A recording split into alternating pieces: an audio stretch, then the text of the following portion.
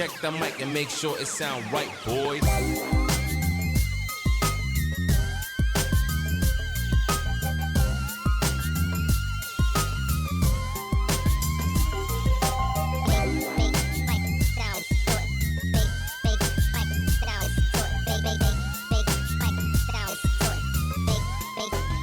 It sound right, boy.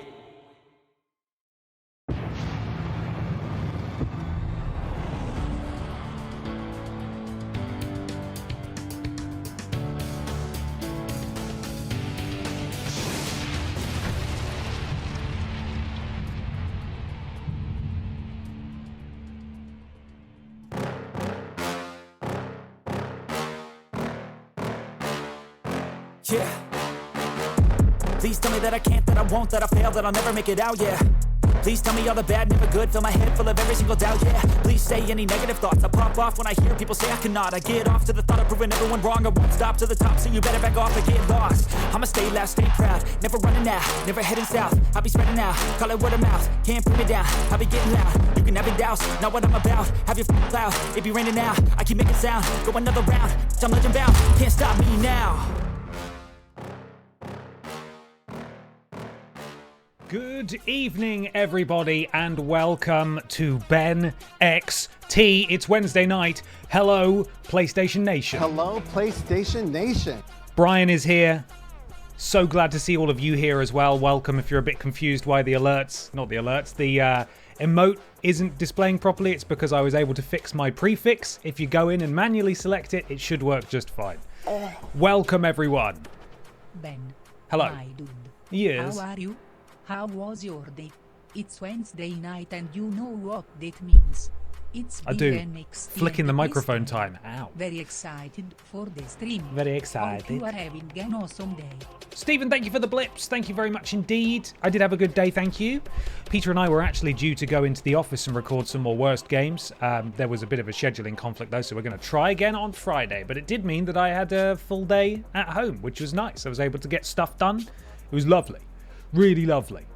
Welcome back, Lord Brotovich, as well. Hope you had a lovely holiday. You didn't miss anything last week at all. Nothing significant happened regarding you or any of your created wrestlers, so don't even fucking worry about it. Glad you're enjoying the Dark Picture Pals entrance music. It is certainly a favourite of mine. Ben Cooper outdid himself there. Ben Potter is best. No lies detected. Genuine. Good to see you. I'm starting to believe you, and that's dangerous, Stephen. Thank you for the blips, though, and the kind words. I do appreciate it. We have an alert. We have a special alert now, actually. If you do exclamation mark, let's see. Is it exclamation mark Ben? Is that right? No, that's not it. What's the alert? What's the command?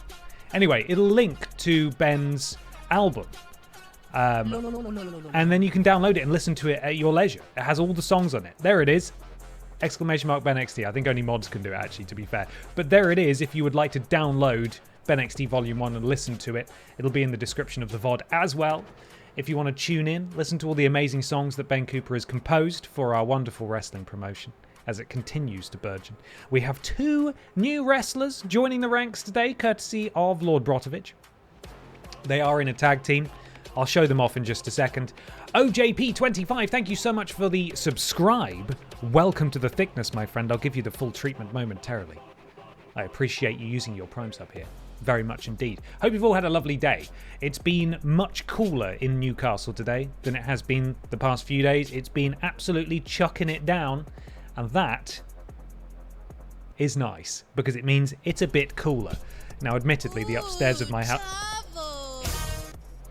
Travels. Eli for this. Number 27, thank you for the blips. Appreciate it with the Uchavo alert, lest we forget. Upstairs is still quite warm. There's a noticeable difference. Here we are, we're talking about houses now. But it is much nicer. I have still got the fan on though. Anyway, my point is I hope you're all staying safe and hydrated. My sunburn is now gone. It's not, I was pink all along here, but I'm fine now. So, we're all good. I've had rain and thunder, but I think it's starting to warm up again. Oh dear. Well, I hope you made the most of the rain and the thunder while you had it. That's it. R.I.P. to Pachiti's time at Cultaholic, not to Pachiti himself, to be clear. He is still alive. He is still alive, yes. He is. We were talking to him yesterday, so I think he's still going. Yeah. Adam's tenure in the wrestling game at Cultaholic has come to an end. And what a legacy he's left. The outpouring of love and support has been so lovely to see, and it's so deserved. And Sam and the rest of the team are going to carry Cultaholic into the future. I have every faith in them. It's going to be amazing. Continue to support that amazing group of people. They're brilliant, they're talented, they're lovely, and they deserve it. They deserve it, absolutely. What's that? Dowds VG, thank you for the subscribe as well. Welcome to the thickness, my friend. Glad that you are joining us here in BENXT. A reminder that you can wager your channel points, which you get for free just by participating in the chat and being present. And bet on who you think is going to win the matches. Now, a reminder that our amazing prediction overlay only works if there's 2 people in a match, which is the case most of the time. But in the instances where that is not the case, we will not be able to display the predictions on screen, but in chat they will still be visible. Good afternoon. Welcome. Welcome. We've got bloody loads of wrestling coming up as well, not just over the next 3 hours, but also in the coming weeks. What have WWE got on, like, next weekend? They've got the Great American Bash, which is... It's an embarrassing name, quite frankly. That's an embarrassing one to have to tell your friends that you're watching who don't watch wrestling. I'm going to watch the Great American Bash. They've got Saturday night's main event and then Evolution all on the same weekend. That's too much wrestling. And All In as well. That's too much wrestling, man.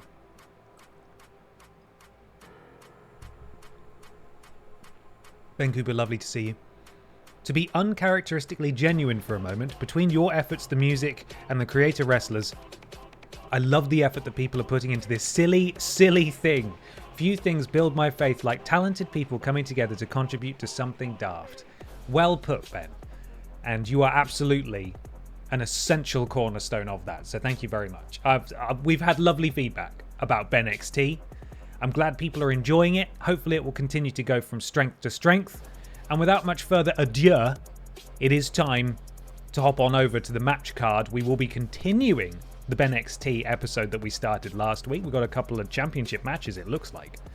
But I do need to welcome a couple of people to the thickness, and I apologise in advance if you've not seen that before. Cheska, hello! Welcome! You're in for a real treat, and also I apologise. It's going to be a trial by fire for you right now. Here we go. Where's wide cam? There it is. Dowds VG and OJP25. Wet Dreams and Thick Streams, ahoy hoy, welcome to the thickness. I'm so sorry if that was the first time you saw that. Really sorry. So sorry.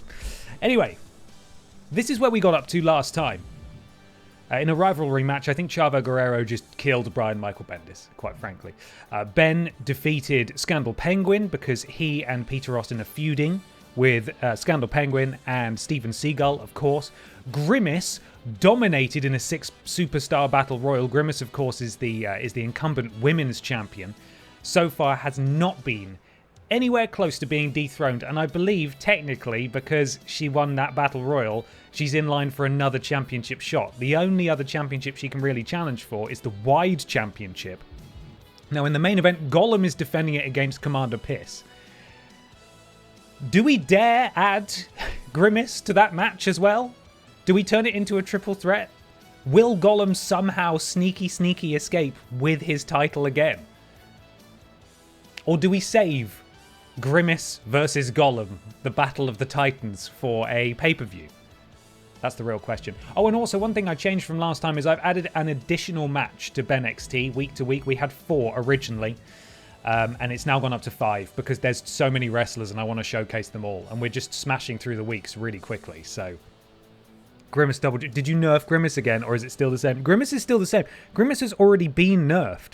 Grimace was nerfed like 2 weeks ago. The Grimace that you've seen destroy Barbara Pierce and also I think kill Ann Horse as well last week. That's nerfed Grimace. It's a seriously big Grimace. It's a dangerous Grimace. We should not take her lightly. So we're adding Grimace to this. Let's customize this then, make it a triple threat for the wide championship. This could be really dangerous. Grimace could have a vice-like grip on both titles that she can hold.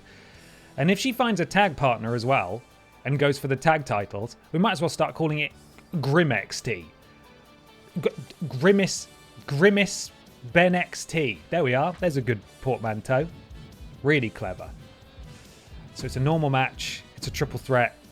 It needs to be a pay-per-view. You think it should be a pay-per-view match? Okay, fair enough. We don't want to give that away on free television, do we? We'll save it. We'll save it for another time.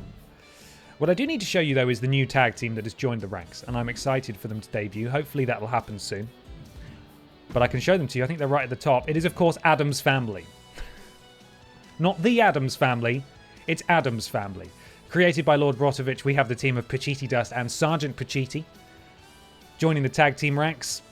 Hot off the vinyl presses as well. Today I received entrance music for them from Ben Cooper. If they wrestle tonight, fantastic. Hopefully we get to see him. Addams Family is BENXT. I suppose we should crack on, shouldn't we? Continue the show. First prediction of the night coming your way momentarily. Billy Ray Walrus defends his BENXT Men's Championship. His first title defense, I believe. There it is. It's on screen. It works. His first championship defense. And it's rules boss. It's going to be a tough one. A tough challenge for Billy Ray. Is Jack Black playing Billy? Listen, that guy plays everyone. It could well be. I don't know. I'll have to see. Maybe Addams Family can finally take down Grimace. You say that. What if they somehow team up with Grimace? I think that's what I'm more frightened of, really. Okay, let me cue up my music here. Where are we? There's the rules boss. Cool. I think we're good to go. It's Cheska. Thank you so much for the sub. With Prime, no less. Welcome to the thickness, Cheska. Sorry, but this apparently has to happen. Wet dreams and thick streams, ahoy hoy, welcome to the thickness. Let's go. Get those channel points wagered. BENXT Men's World Championship on the line now. The following contest is scheduled for one fall and is for Mike Rome with the introductions. BENXT Men's Championship. Been catching up with BENXT, very excited to witness it live. With how tired I am today, it reminds me of the old days, forcing my eyes open at 1 a.m. to watch Monday Night Raw when I was 11.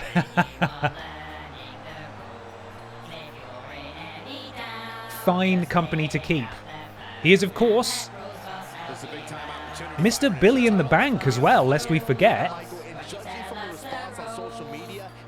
I don't really know what that means if he wins the championship. Because AI cash-ins are on, but neither he, the men's Billy in the Bank briefcase holder, or Pippa the Cat, the women's Billy in the Bank briefcase holder, have cashed in yet. I don't know how or when that will happen. I have no idea. I genuinely don't. So we'll see. Will he cash in if he loses? That would be a very bad move on his part, but it could happen. It could happen. Here we go, guys. And here is your champion, Big Billy. The champ comes into his title defense incredibly confident, Corey, and with good reason, Cole. When He you're could the look champ, you don't have to worry about a little winning. bit Just more have to excited. Make sure you don't lose. That is the champion's advantage. But it's fine. He'll win the title and then cash in on Gollum. Oh no! That could happen! Actually, no, that probably couldn't happen, because I think when you set up... I'm going to get serious about this. When you set up the briefcase, you have to pick a title that it's associated with. So I think they can only cash in on the World Champions. But who knows? We'll see. The big belt is on the line now on BENXT. Predictions have closed. Thank you for your interest. Who walks out as champion on BENXT? It's not even the main event. We've got the wide champion as in the main event, the real champion.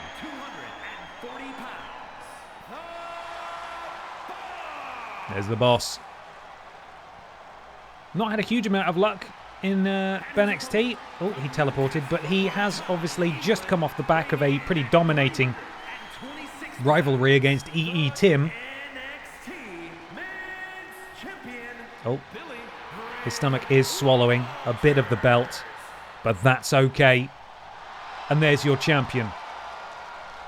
Will he be walking out tonight with the gold?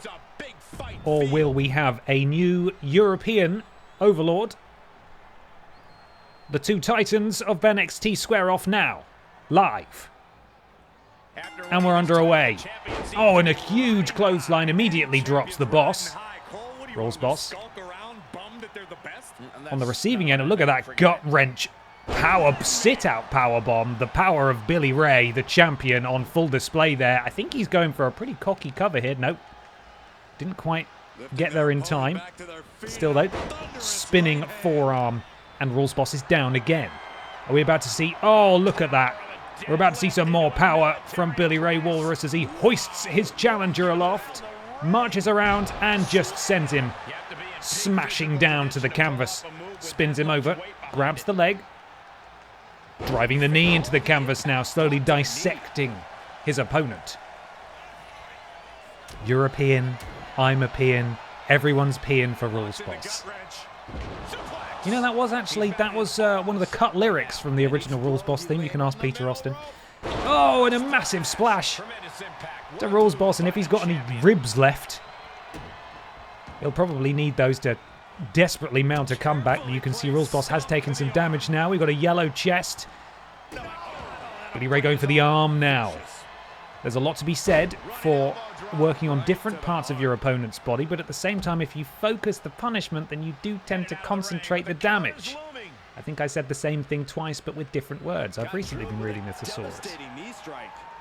Rules Boss. Still yet to get going in this match. The 10 count begins. Both competitors have until the count of 10. Oh, and there's Rules Boss answering back until the count of 10 to get back in the ring, or this will end in a count out. Rules Boss measuring up, dropping the point of the elbow across the bridge of the snoot of Billy Ray. Oh, and Billy Ray doesn't quite make it back in. Count of 6 now. Referee stopping Rules Boss from going back out for some reason. Not entirely sure why. And Billy has plenty of time. Oh! Little kiss to the referee there. That's totally legal, of course. That's allowed. In fact, it's encouraged in championship matches. If you've not watched wrestling before, you may not be familiar with that rule. A little peck on the cheek to the referee is customary. And that massive clothesline turns Billy Ray inside out. And this will surely not be enough. Kick out at 2.5, though. Very close to seeing the champion unseated here in the opening match of tonight's BENXT. Little leg hook there into a, what is this, a calf crusher? I'm not entirely sure what this is. It's some sort of submission move. But Billy Ray able to power out. Repeated right hands to the crowned head of Rules Boss, and Billy Ray is free, and a massive clothesline.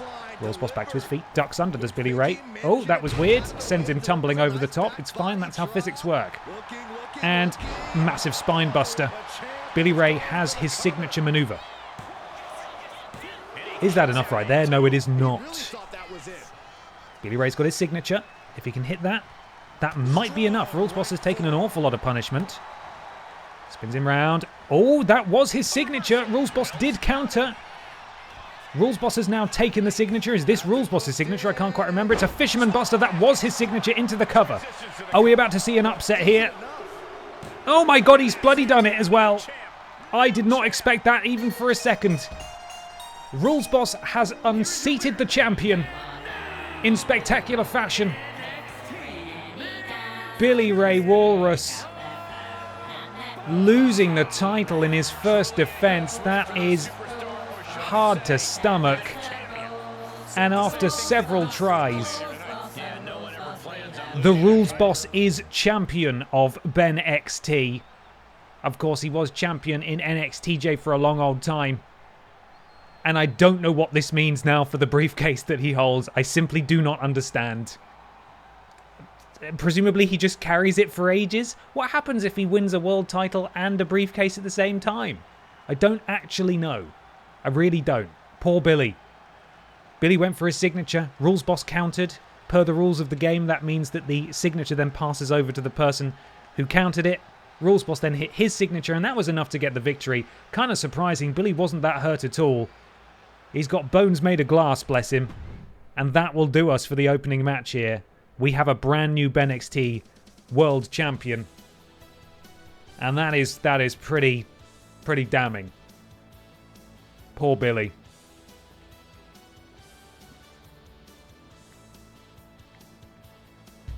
Rules boss will 100% try to cash in on himself. That would be amazing if such a thing were possible. But we have another championship match now. The first since you'll be thrilled to hear this, since BENXT went from 2 to 3 hours. They need to add more matches. We've got 5 matches now, and the first BENXT to feature 5 matches, the 5th match in its main event, is Commander Piss taking on Gollum for the Wide Championship. Gollum has been untouchable as champion so far. This, I think, is Commander Piss's second try. Of course, she did challenge alongside Hannah Montana in a triple threat. Gollum managed to walk away with the victory, but now she goes one-on-one. Will the fates be reversed? Can Commander Piss do it? Get your channel points predicted right now. Who's going to be the Wide Champ in the main event of BENXT tonight? Let me find my music. There it is. Here we go, everyone. It's time. Of course, Commander Piss has had plenty of time now to train since, of course, she died via Snoo with an alien at the end of her Mass Effect 2 streams. So she's been taking some time off, you know, being dead. So this might be a very different Commander Piss we see tonight. She's had time to recuperate since being dead, of course. Did I say she was dead? She did die. So she's looking pretty spry for a dead guy. Looking to taste gold here in BENXT. She got laid, so now she's super powered. The face she pulled. I don't know if you've seen this, everyone. But I think I can find it. The face she pulled when she died from Snoo. Let's see if we can get in there. That's it. See if I can pause it at the right time. Awful. Absolutely horrible. She made her way to the ring. She's still going. She's there. We've got plenty of time. So Commander Piss did get sexed to death last week. And here he comes.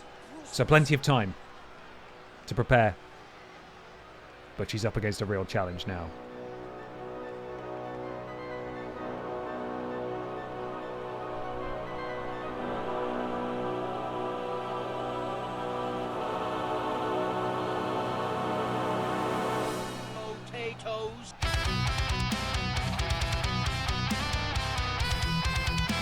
Gollum with his 6-hour entrance here.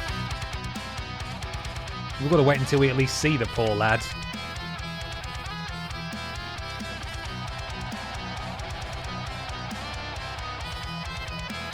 There he is. Careful. BENXT Wide Champion Gollum, proud champion, represented the Wide Championship proudly. In fact, I think he's the most, outside of that song, outside of Grimace, I think he's been one of the most dominant champions we've seen. Everyone's just handing the other titles around like a flipping hot potato. Gollum, on the other hand, has held on to this with a vice-like grip, which the prospect of seeing him versus Grimace is quite a tantalizing one. There she is, Commander Pierce. From another time, weighing in at 102 pounds, the NXT Worldwide Wide. He doesn't have a name, apparently. That's fine. They've forgotten his name because he's been in the wilderness for so long. Championship on the line. Let's get started. Commander Piss is ready. Gollum is always ready. He's a flippy, slippery little freak. Let's see what he can pull out of his magic bag of tricks tonight. That spinning heel kick immediately into the cover, and it's all over. Gollum's retained immediately off the heel kick. Gollum looked really disappointed there, like he genuinely thought that was going to be enough, and look at that.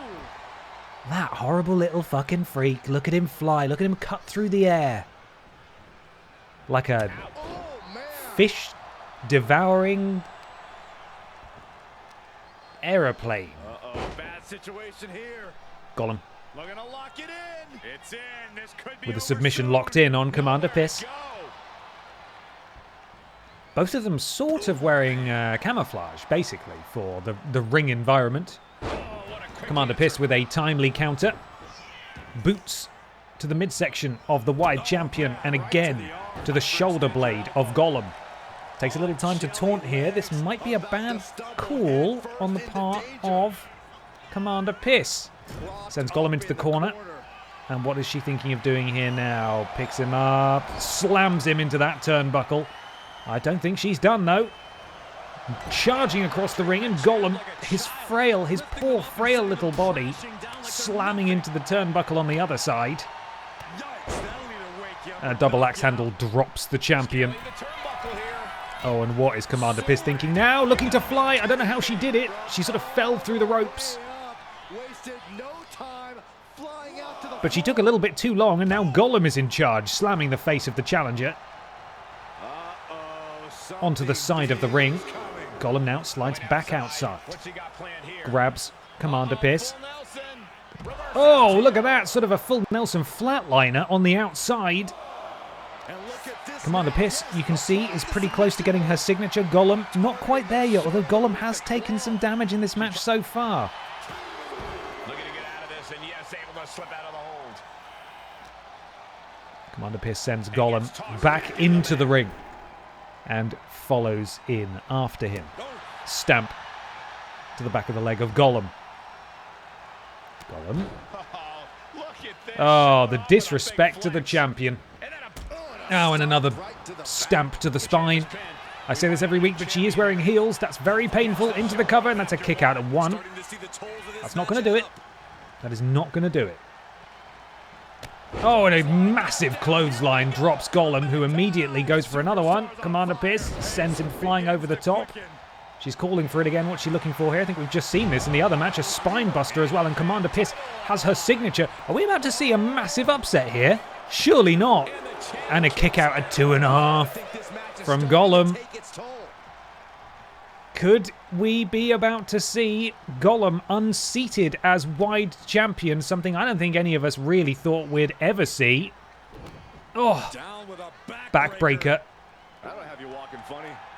And Gollum's body is now full red. You can see it just over my shoulder there in the bottom right corner.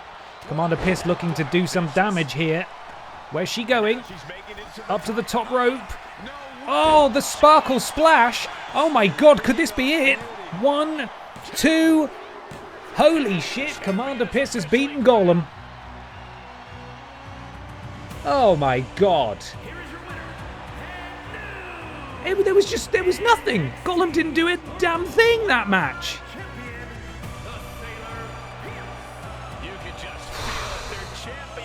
A night of upsets. Commander Piss has... I don't know what's gotten into her, apart from being killed on Mass Effect 2 last week. Never underestimate the power of the Snoo Snoo. The Snoo Snoo made her too strong. I don't know what to tell you. That should not have played out like that. All she needed was a really good shag. Yeah. Commander Piss is your new wide champion, and she made it look easy. In fact, in the previous match, Rules Boss made it look easy as well. I don't know what's gotten in the backstage catering this week, but something has changed. Something's been put in the water. Gollum heard it was going to be a triple threat. He did his matches to include Grimace. That's why he lost, since since he wasn't prepared for a triple threat. Right, I see. So Gollum threw the match because he didn't want to be in a triple threat with Grimace. Commander Piss has to be half Saiyan. Death by Snoo Snoo makes her stronger.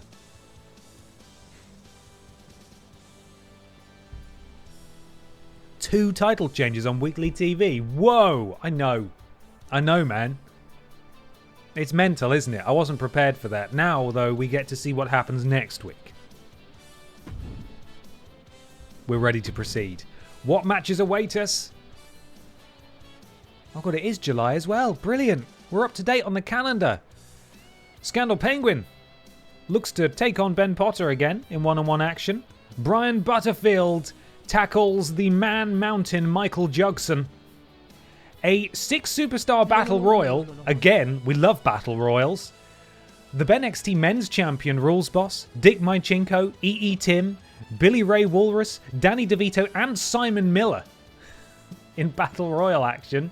We're going to have to keep track of these battle royals because I assume whoever wins this gets a championship shot. And we'll decide if Rules Boss wins, he can challenge for the wide championship. And if, you know what, actually we'll just make this a wide championship battle royal. And at the next pay-per-view, it'll be the winner of this, Grimace, and the current BENXT wide champion in a triple threat match. That's what we're going to do. Piti Dust.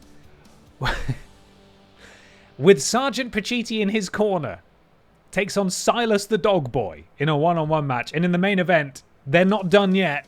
It's Chavo Guerrero Jr. and Brian Michael Bendis. All this to come. The Jack Sinister, thank you so much for the subscribe. Welcome to the thickness, my friend. You're going to undo your subscribe after this one. Wet Dreams and Thick Streams, ahoy hoy, welcome to the thickness. Let's crack on. First prediction coming your way momentarily. Why isn't Anal Hill in Silas's corner? I don't know. We can edit it so that happens, but I believe I might have influenced things so that those two teams are in a rivalry, and it might be that perhaps Anal Hill inserts himself in another fashion. I don't know. That's just a guess, but they are in a rivalry. So it could be the reason he's not out there at the beginning is because he comes out later. That's pure conjecture, though. Prediction starting now. Who is going to win Scandal Penguin? Ben Potter. Ben Potter one up over Scandal Penguin so far. Peter Austin also managed to beat Scandal Penguin, I believe, in previous weeks. Some shocking anal insertion. Intriguing, yeah, absolutely. Forget unsubbing. About to gift a sub if you do that again. Don't do that, Jack, because I will. I will get wide. In fact, to be honest, it's a bit of a privilege. I don't do it very often anymore, but sometimes you just got to get a little thick, you know? Let's start this show. Up first, Scandal Penguin takes on Ben Potter in one-on-one action. Let me find his music. There it is. Here. It's rivalry action. I always get caught out by those. Right. We're ready. Let's see what bloody happens. The Jack Sinister. I love this guy. The following contest is Lovely music for the Penguin. The Jack Sinister, thank you for following through. Thank you for gifting a sub. Welcome to the thickness, Galactic Senator Oracle 522. Hang on. 33 pounds. Big time. Wet Dreams and Thick Streams, ahoy hoy, welcome to the thickness.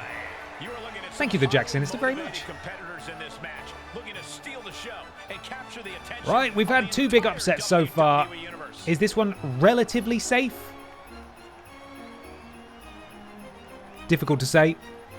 Hopefully some of you managed to claw back some channel points in this one. And representing Team Redundant, here comes Ben Potter, no relation.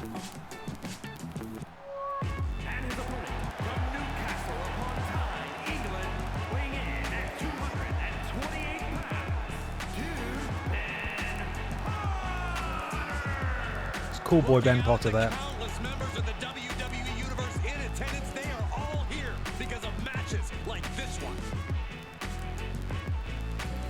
Scarlet Fire.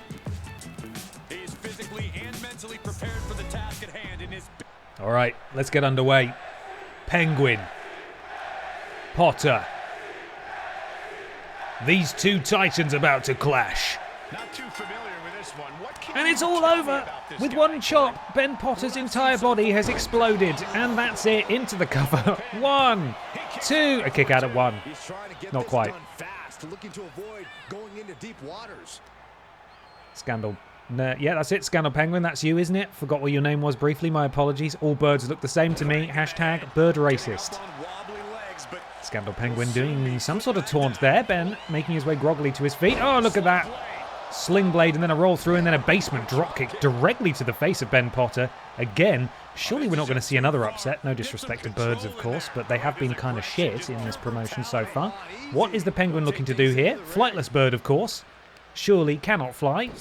systematic attack on that arm. Jealous of Ben's wings, and so decides to slam it into the mat and then a boot to the face for good measure as well. Where's he going? Amount of punishment right now. Out onto the apron, beckoning for something here.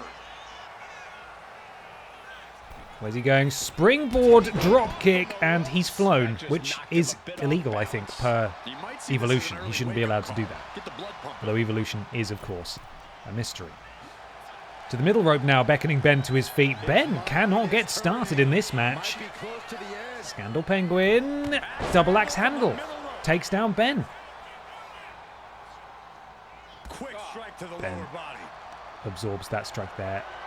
And now sent outside. What is the bird looking to do here? You're not allowed to fly. How does he keep doing this? This is unbelievable. That penguin should not be allowed to fly. It's despicable behaviour.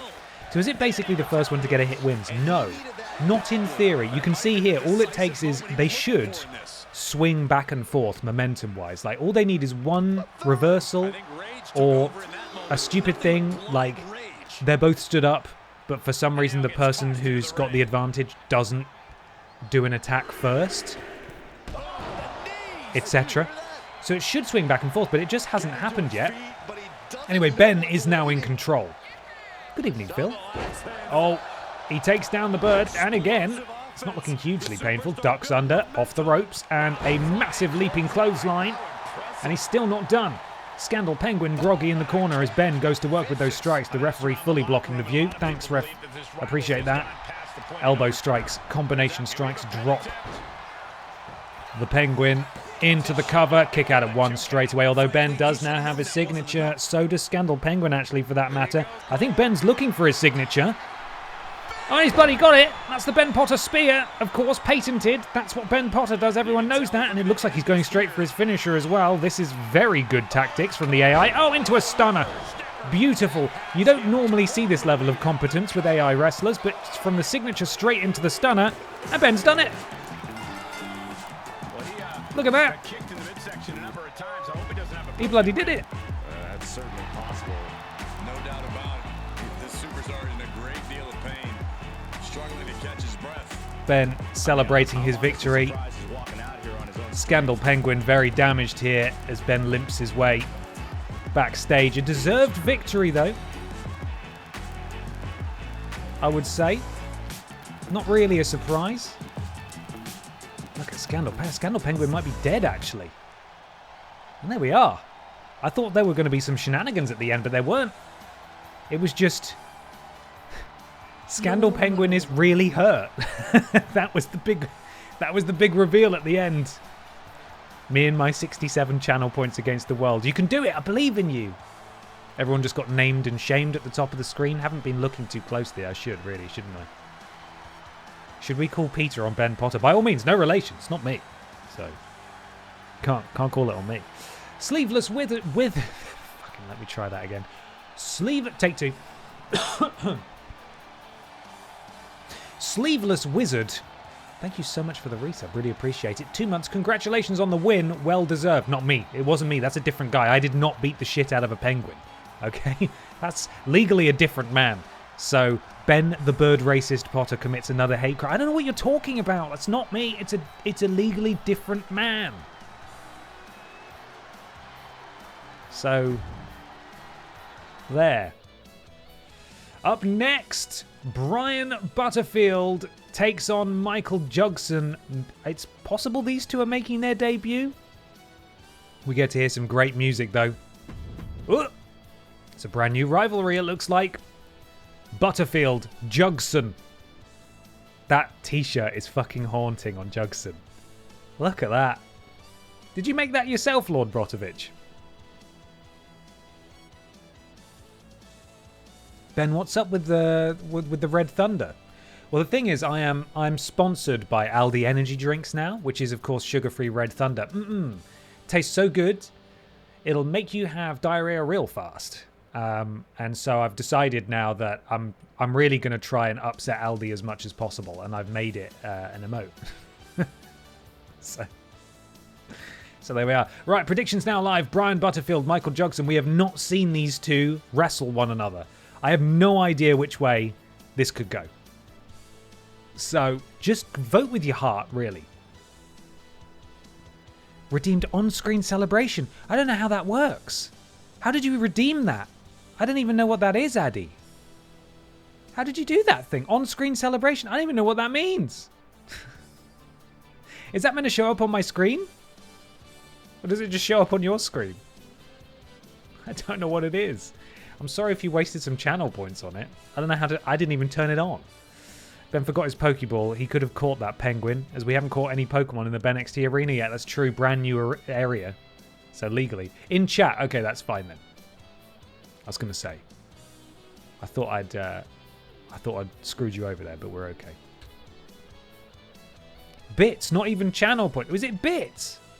It shows loads of little emotes on the stream, but I don't know if it shows up everywhere. Oh, I didn't get that on my side. I hope it worked for everyone else.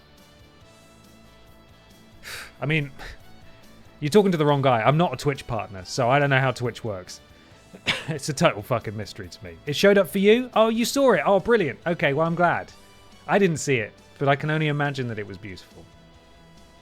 Anyway, let's stop waffling. It's Butterfield versus Jugson. 5 seconds left. It looks like 64% of channel points in favor of Big Brian. Let's see who's going to win. Oh, no, we don't even get an entrance. Jugson's tall.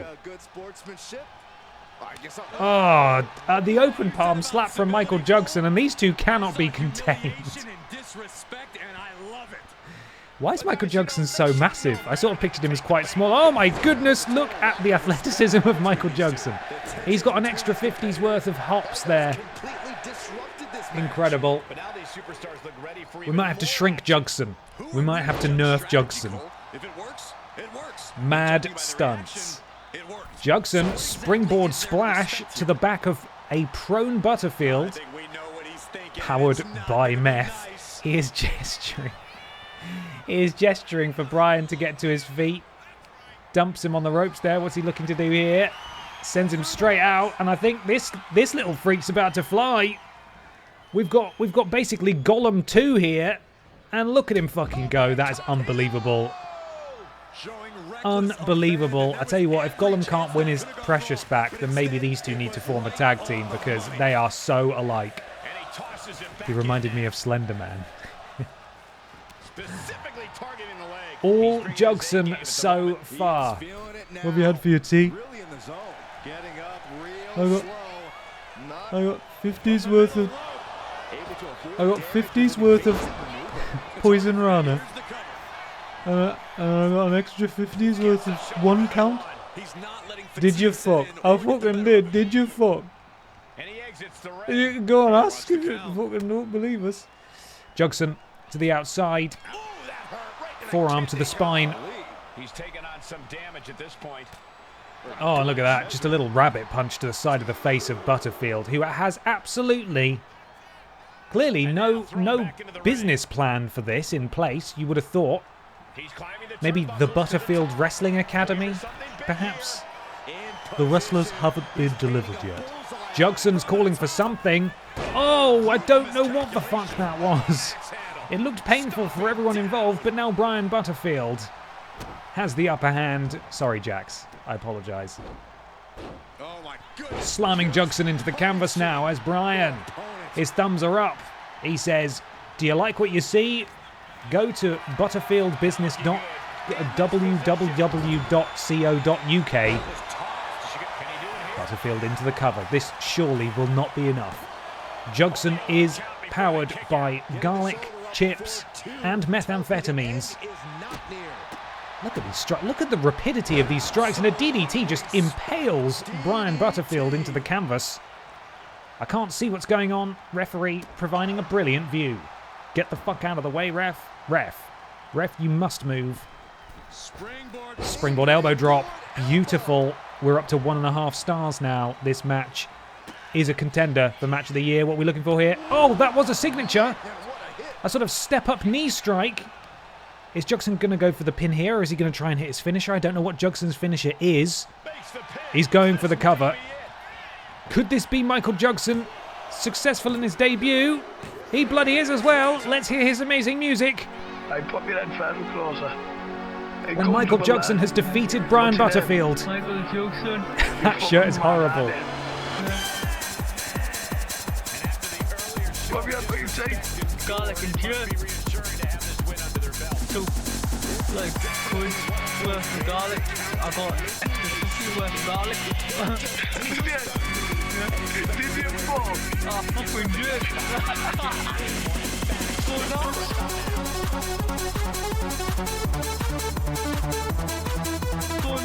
I think I'm legally required to let this play out. Garlic and chips.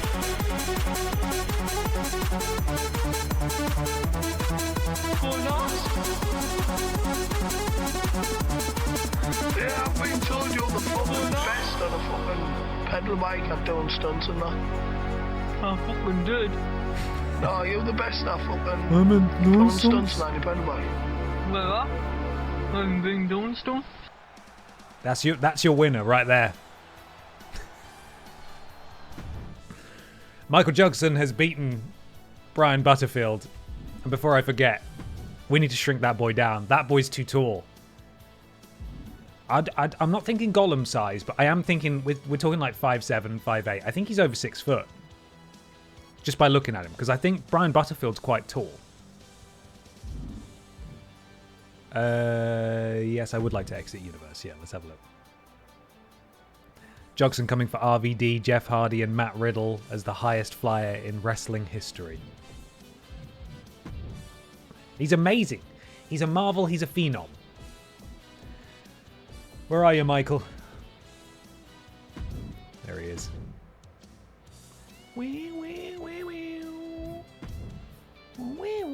Oh, he's worse. He's worse now, isn't he? 6 foot? Nah, get down a bit, son.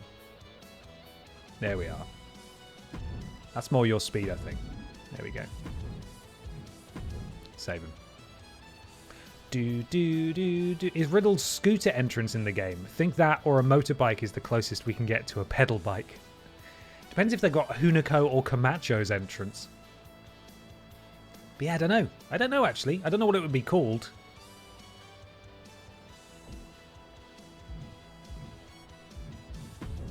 I was wondering why he was blue, but then he was in the clip. Have you... I assume everyone's seen Garlic and Chips, right? Everyone's seen that clip, surely, by now. There's no way you can't have not seen it. Right. I'm just... Because I feel like it's something that I have saved locally. Garlic. Yeah, there it is. Okay, well, I'll show it to you. And you can see why he's blue. Here we are, everyone. I put your head further closer. Look how small it is. Are you comfortable there? Yeah. What's your name? Michael Jugson. You're fucking mad, aren't you? Yeah. You're proper off your tits, aren't you? The man What is have you on got for something, your you know. Garlic and chips. You can fucking smell it. Of that, there can be no doubt. I got 2 like quids worth of garlic. Yeah. Yeah, like 150 is Just the garlic emerging and chips. from the darkness. And I got extra 50 worth of garlic. Did you? Yeah. Did you fuck? I fucking did. Did you fuck? He's fucking I mad. fucking did. Did you fucking lying I bastard? fucking did. Go and ask with us if you fucking don't believe us. So that's Michael Jugson. I'm sure many of you already know that, but that is why he is blue. Because that's how he looks in the clip. So... I fucking did. Didn't Mikey make an edit of this video with Wallace instead? Yes, he did. Yeah, he did. Great. It's brilliant. Okay. Up next, we have a prediction that will not be displayed on video, but will be in the chat because there's 6 people in it now. The BENXT Men's Champion and Billy in the Bank briefcase holder, if he wins here, gets a wide championship opportunity as well. I mean, he's overpowered already. Someone needs to take him down, so hopefully he doesn't win. Former BENXT Men's Champions Billy Ray Walrus and Dick Mychinko are in the match. Danny DeVito's there, E.E. Tim, of course, and Simon Miller, all partaking in this 6-superstar battle royal. Of course, a reminder of the rules of a battle royal. Everyone's in the ring. You're not allowed to leave the ring. If you get thrown over the top rope, then you're out. You're eliminated. Last person standing wins. So that is what we're doing here now. Prediction underway. Oh man, I can't believe Rules Boss is he's getting so many opportunities. Clearly he must be shifting a lot of merch. The people love Rules Boss. They're just putting him in anything going, really. Here we go. We're getting underway now. Out first is the champion and Mr. Billy in the Bank, yeah.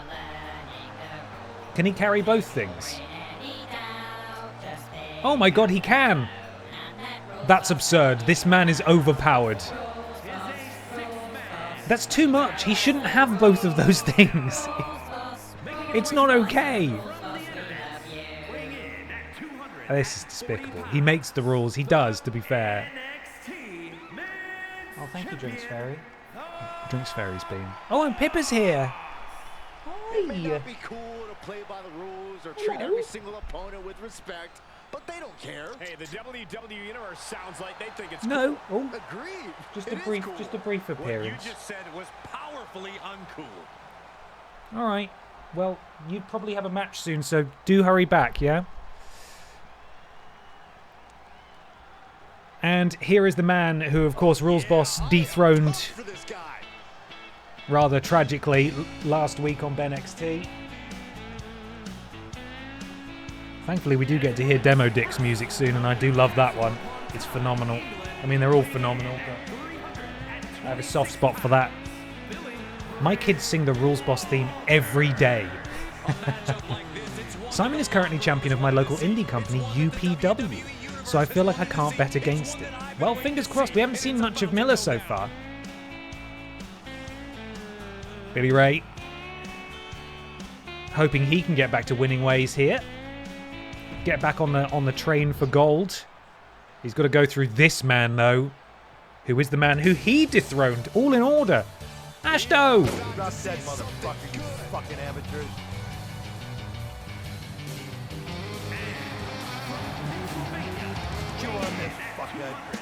Chew on this, fuckhead. Welcome, Raiders. Hello, everybody. Hang on, let me turn down Dick there. Did you have a lovely stream? Hi, Ashton. Hi, guys. I hope you had a bloody lovely time. Thank you so much for the raid. It is your boy, Dick. Yeah, here he is. We're saluting Ashton, not the war criminal, right? Always. I mean, he is wearing military garb, so it's difficult sometimes to remember if that's allowed or not. But Demo Dick is here, and he is ready to commit some crimes. Hello, Ashton. Lovely to see you. Out next, though, we've got a lovely big boy. One of the loveliest and biggest of boys, of course. It's Danny DeVito.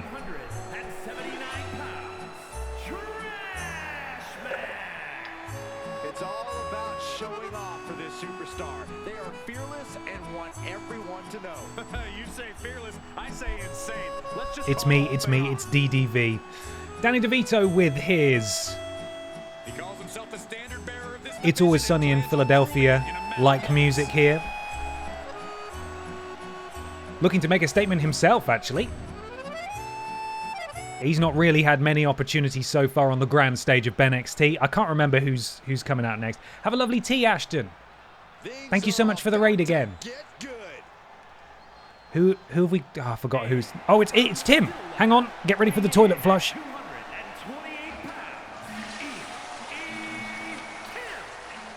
The cleaner EE Tim. You'll never hear a single negative thing backstage about this superstar. Well, that's what happens when you treat your fellow superstars with respect. They respect you right back. There are no awards for congeniality. R.I.P. Naked Danny, he lasted one stream. I didn't even do anything to him, that's it. That's the weird thing. We agreed we would leave him as he was. And then he just fixed himself. He decided to wear clothes and hair and eyebrows the next time we saw him. Simon Miller did the same thing, lest we forget. In fact, this is the first time we get to see Simon Miller since I customized his entrance attire and put all of the words on him in the entire world. Batman Fan Drew, thank you so much for the resub. 2 months, I appreciate it. I hope you're having a lovely day. Good evening. And now it's Miller time, and that's okay. Fuck, where is he? There he is. The WWE Universe just exploded!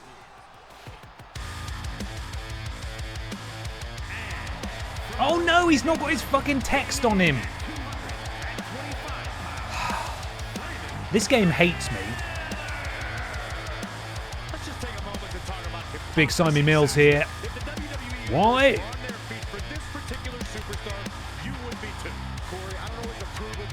Simon Miller, the big bold a-hole here. He came out last, which means he's the most important one, per wrestling logic.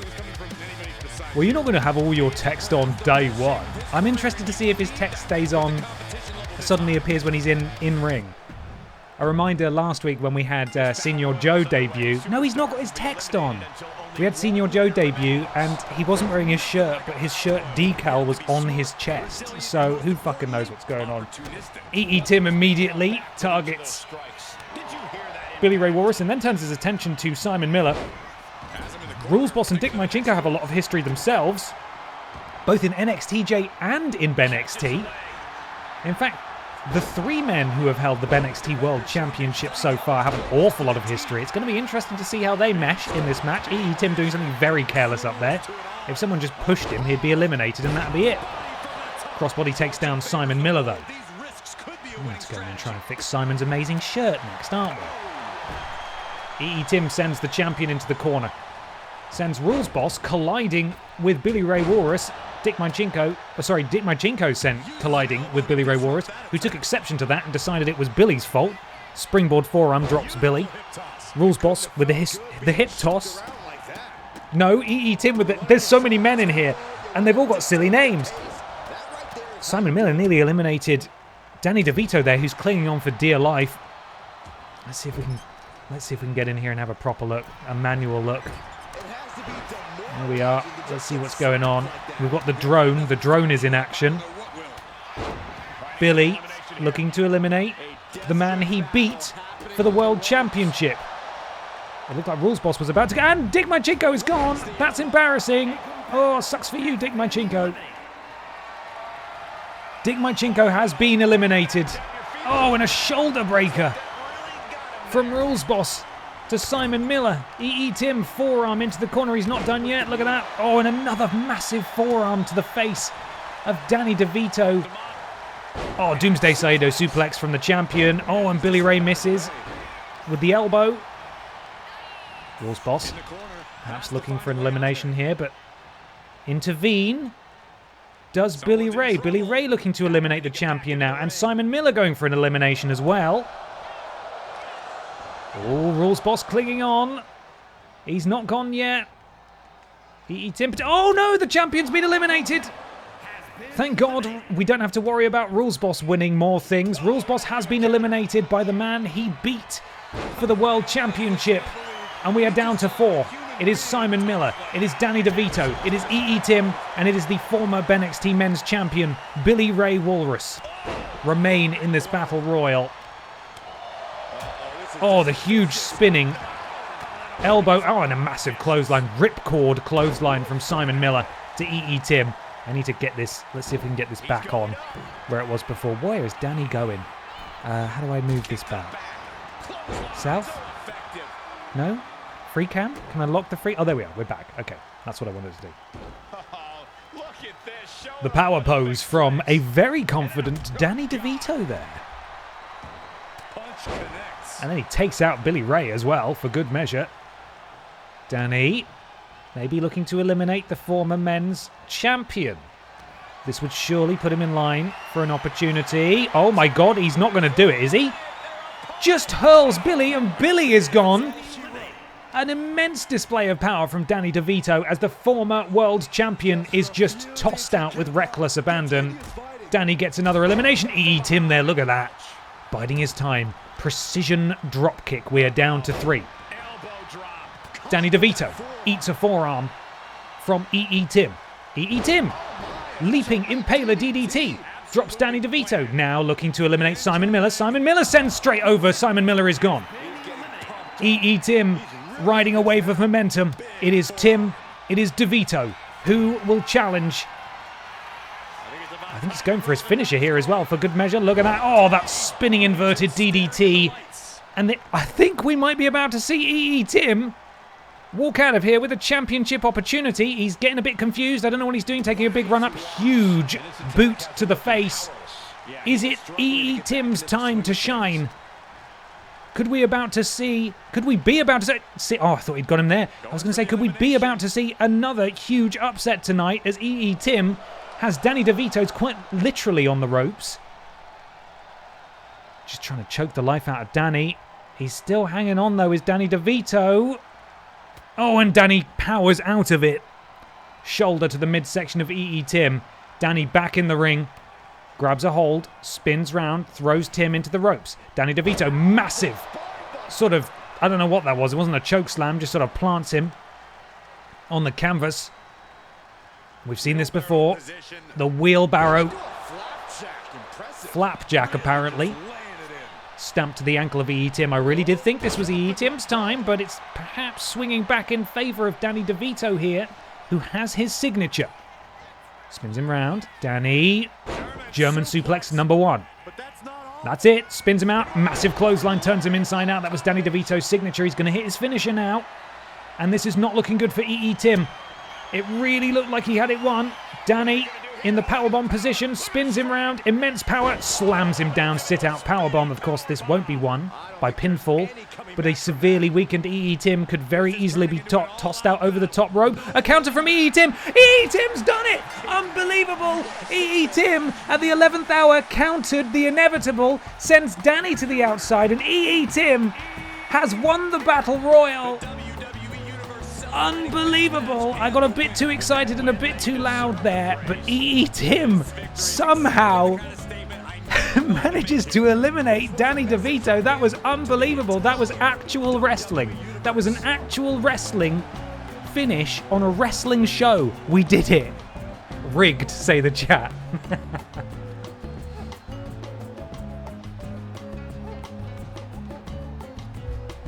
That was unbelievable. That was like the actual ending to a Battle Royal or a Royal Rumble.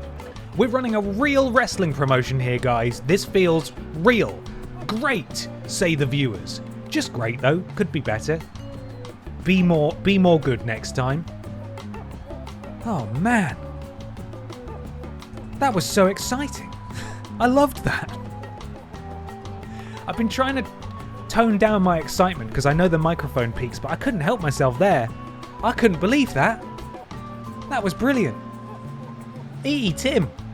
Phenomenal job. EE Tim earns a future championship opportunity on BENXT. Thrilled for the man. Go on, Tim. Good lad.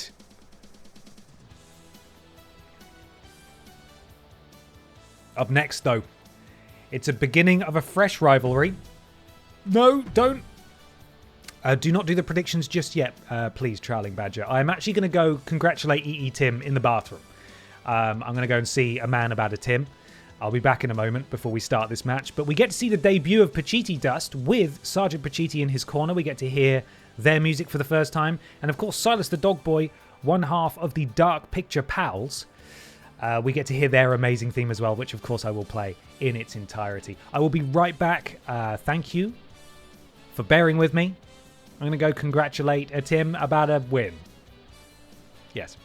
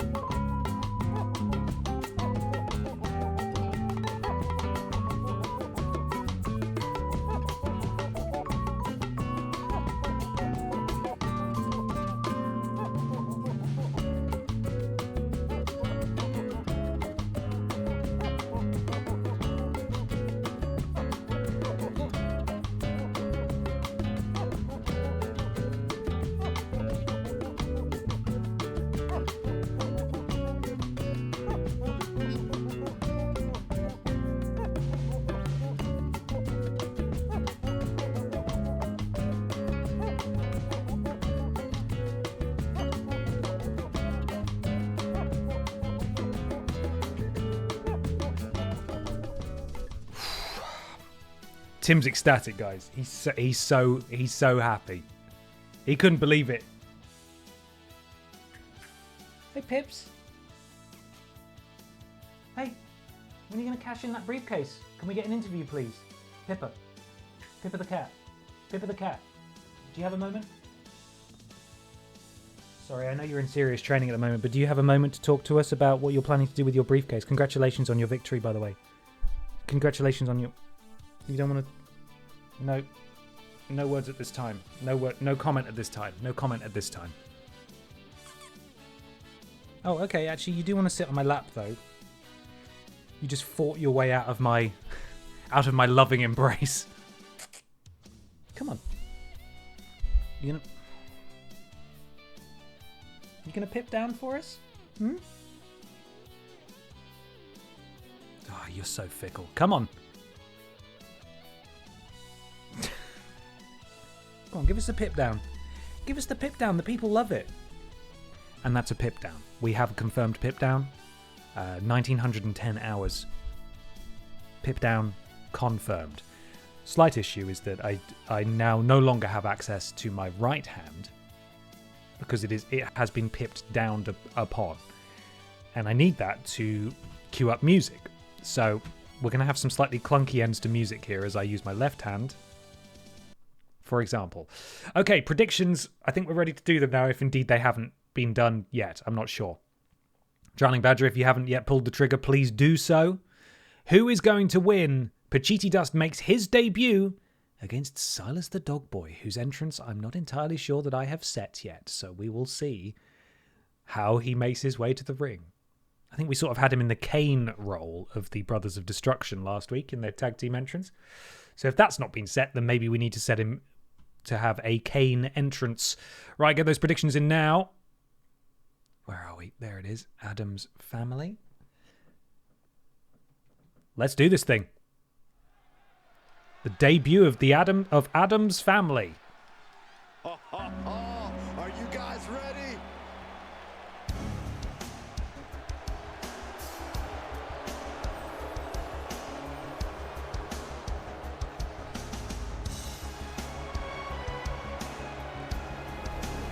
The following contest is scheduled for one fall, making his way to the ring, accompanied by Sergeant Patch E.T. The awesome ones from Newcastle upon Tyne, England, weighing in at 228 pounds, Patch E.T. Dusty. Some would say the superstar thinks a little too much of themselves, but the tape doesn't lie. This is a serious contender for any title. They need to loosen up, have a little fun. Heck, maybe even lose a match once in a while. That is horrible advice. Piti Dust, Sergeant Piti make their BENXT debuts tonight, albeit in singles action. And there's that clunky end I told you about. Right, now I need to find the dark picture pals and we get to listen to this amazing theme again. Here we go. Guys.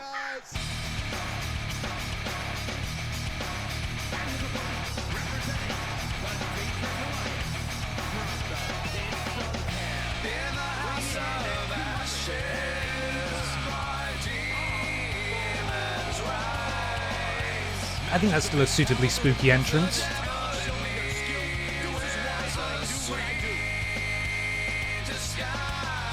Why does he have feet thumbs? Oh, Jesus! Silence.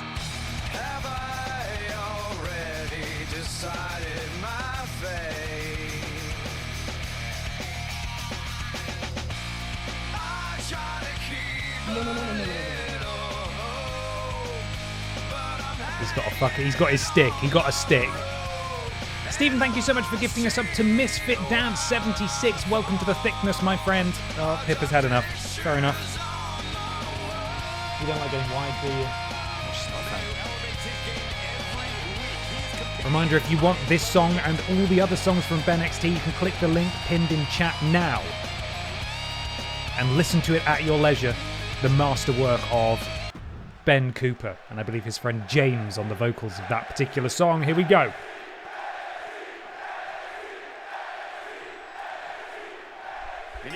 And we are off. I have some grim work to do though, I'm afraid. Stephen, thank you again for gifting that sub. A Misfit Dad 76, ahoy hoy. Wet Dreams and Thick Streams, welcome to the thickness. Raining down huge, heavy blows is Silas the Dog Boy on Piti Dust. Springboard leg drop, no less, from the gigantic canine Dog Boy. Kick out at 2, pretty close though. Pretty close. It's been a bit of a wrestling day for me. I've been working on a future episode of Worst Games Ever, which may or may not be a wrestling video game. Piti Dust lifted up and slammed down face first. Sergeant Piti watches on diligently on the outside. Oh, look at that! That ripcord power slam really is powerful, this Silas the Dog Boy, who is making his way to the top rope. I would move out of the way right now if I were you, Piti Dust. Massive elbow drop to the sternum of Piti Dust. Into the cover. Oh, that's cheating! Oh, not quite. Very close, though. I feel like Piti Dust could have maybe counted on his tag team partner on the outside for a bit of help there, but never mind. He is now in control. Sends the Dog Boy into the ropes, ducks down, spins through, neck breaker. Beautiful offense there from Piti Dust, but a counter from Silas the Dog Boy, who hoists up Piti Dust, spins him around and plants him. Beautiful, beautiful display of power and technique. You wouldn't even question it hearing that song on a SmackDown versus Raw game. I know, it's brilliant. Huge lariat. Piti Dust not having the best showing so far, bless him. Oh, but he manages to counter that. Sends Silas the Dog Boy's shoulder first into the canvas. This is just vicious. Oh, and a stamp. That will break his leg, technically, because he's a dog boy. RE275, thank you so much for the resub. 2 months, really appreciate it. Hope you're having a lovely day. Thank you for being here. Piti Dust calling for something now. We've got a lot of them on this roster, but I am going to call him one as well. What does this slippery little freak have in store for us? Didn't really get a good look at that, but I believe it was a sort of cheeky little punch to the face. And what is Piti Dust looking to do here? Oh, a beautiful cross body. Piti Dust does now have his signature into the cover. That's surely not going to do it. And it's not. It is not. Kick to the stomach. Piti Dust rolls backwards. Oh, that was his signature. That basement punch into the cover. Is that enough for Piti Dust to be victorious in his debut? It is not. Silas the Dog Boy powers out. Piti Dust with a finisher. Can he pull it off? I believe he's been studying the tapes and perhaps learned from the master. That being, of course, Barbara Piss. We'll see if he's able to pull that maneuver off. Elbow drop from the second rope to the back of the head of Silas the Dog Boy. Hoists him up, or lifts him up, I should say. Oh, and he misses! That's a timely counter from Silas the Dog Boy, who, absolutely cleans the clock of Piti Dust. And where is Silas going now? Oh, you can't. You surely can't be doing springboard offense when you're that big. Oh, no, just launches himself. Massive shoulder tackle. Drops the Golden Boy. Sergeant Pachiti's still watching on the outside, not really doing much of anything. Sort of a clumsy... I think he's biting him. Oh, my God, Silas the Dog Boy is biting. Oh, no, he's made him bleed as well. Silas the Dog Boy has made Piti Dust bleed by biting him in the face. This is surely not allowed. Into the cover. Is that enough to take out Piti Dust? And a kick out at 2. It's really close, though. Both Piti Dust and Silas the Dog Boy have a finisher. A counter from Piti Dust. Very, very important counter. Marching him over to the corner. Could be looking to do his finisher here. Oh, and I think he's going for it. Again, this is what I was referring to. I believe he studied Barbara Piss here. This is, of course, what he calls the Pacheated Dreams. A kick directly to the knackers. We, of course, know it as the Jinkle Jam. Is that enough for Piti Dust to be victorious in his debut? It is. Congratulations. Piti Dust has taken down. Oh, hang on. It's not over yet. Sergeant Pachiti sliding Piti Dust a chair. Oh, and there's Dr. Anal Hill. Dr. Anal Hill is hit. Playing spoiler, saving his dog boy. Thank goodness. Dr. Anal says, absolutely not. You will not hit my dog boy with a chair. And he sees off Adam's family there. Lucky interference for Dog Boy. That could have been very bad. Dr. Anal Hill able to step in just in time. It was looking pretty grim. Have I won any points? No. Will I learn a lesson? Absolutely not. That's the spirit. Don't gamble in real life. Not just you, anyone. It's a bad thing to do. But we're in a safe environment. Channel points, they're replenishing. There's no danger here. Wow. That momentum really has swung very heavily, hasn't it? This is their first encounter. 66% momentum for Sergeant Pachiti and Piti Dust over Dr. Anal Hill and Silas the Dog Boy. Oh. I'm going to discover that there's a secret group of BENXT viewers who actually gamble real money in like a Discord server or something. Don't do that. Please don't do that. And if you do, I want to cut. But don't do that.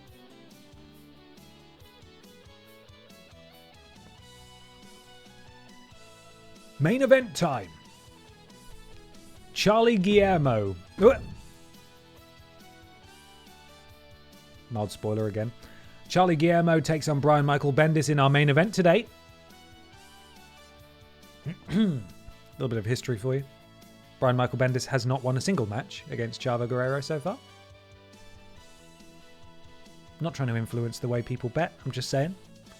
Just giving some context for people who have perhaps not been here before or witnessed their feuds thus far. Predictions now live. Will Brian get a win? Good question. Unlikely. But we'll see. It's underway right now as he stalls for time to scroll for the right music on BENXT. Can I get an Ooh Chavo? Oh no, we're not even getting his entrance. Opponent making him wait. This was big. No, that's Brian's music. Oh no, it's all a disaster. We've had a weird intro. We've had a rivalry intro. Brian Michael Bendis jumping Charlie Guillermo before the bell. Oh no. Things perhaps weighted in Brian's favour here. So much for playing by the rules. Things have been reduced to pure Thank you, Stephen, for backing us up where the game failed us. Thank you for the bits. Brian, able to get... Look at this. This is why he's on the roster. I was going to say, this is why he is insert something... Oh, well, now he's fucking proved me wrong, hasn't he? How embarrassing.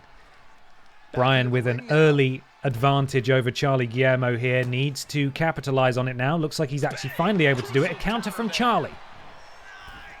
Chavo able to duck out the way, and look at that beautiful sort of leaping DDT, spinning DDT. Ooh, Chavo fully in control now. Massive chop, another one, a right hand, and now leaps up. Hurricane Rana takes down Bryan Michael Bendis. Chavo Guerrero going up top. I wrenched my headphones out accidentally. Massive elbow drop to the sternum of Bryan Michael Bendis. Michael Cole cannot believe it. 5 seconds left to get your channel points in. Charles has 68% of the channel points in his favour. Goes to work on the leg of Bryan Michael Bendis. And again, keeps going round and round and round. And I tell you what, this early advantage BMB had is not on. But the kip up from Bryan Michael Bendis, I may have spoken too soon. A right hand stuns Charlie Guillermo. What's he looking to do here? Oh, and look at that. Wrenching the neck over the middle rope. And now Bryan, the athleticism of Bryan Michael Bendis leaping all the way to the outside. Oh, and a counter from Chavo. Chavo directly back in control. Chavo tries to send Bryan back into the ring, but it, for some reason, goes a bit wrong. They're both getting a bit confused. It's fine. Chavo now. Oh, Charlie Guillermo. Ooh, the Aldude brothers, thank you for the bits. Ooh, Charlie Guillermo. The reason we're calling him Charlie Guillermo, by the way, is because Chavo Guerrero is not a name you can choose in this game. And that's the closest we could get. Oh, what's he looking to do here? Beautiful Lucha Libre offense here from Chavo Guerrero. Spins Bryan onto his front. I think he's going, yeah, basement dropkick to the temple of Bryan Michael Bendis, and Chavo is so close to his signature. Now he has it, that blue bar, of course. Oh, and a counter from Bryan Michael Bendis. Bryan now.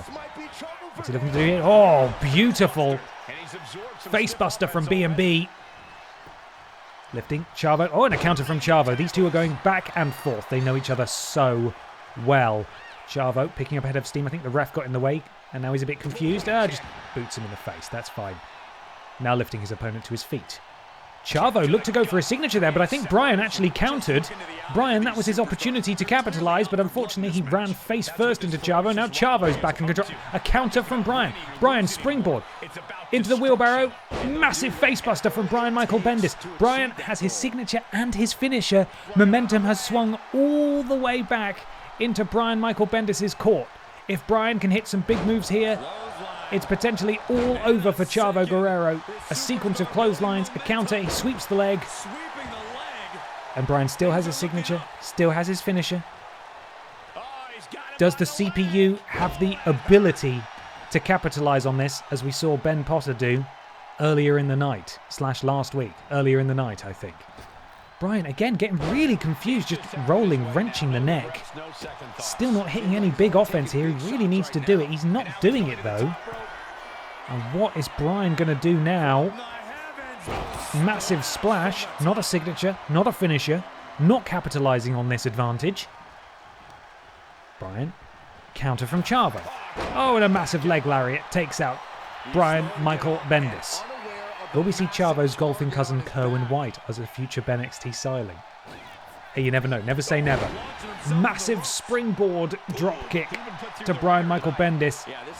And it's like BMB just doesn't want to win, really, sometimes. He's got all of the power in this match. A signature stored, a finisher stored. And he's just not able to pull it off. He's just not able to execute on that maneuver. Chavo slowly, gingerly lifts Bryan up to a knee. Referee got in the way again, and now I think we're just going to see another boot, aren't we? No, just a forearm or an overhand strike. Knee to the hamstrings, boot to the gut, belly to belly suplex. Oh, hang on, what's happening now? What? What happened there? Why did it just stop?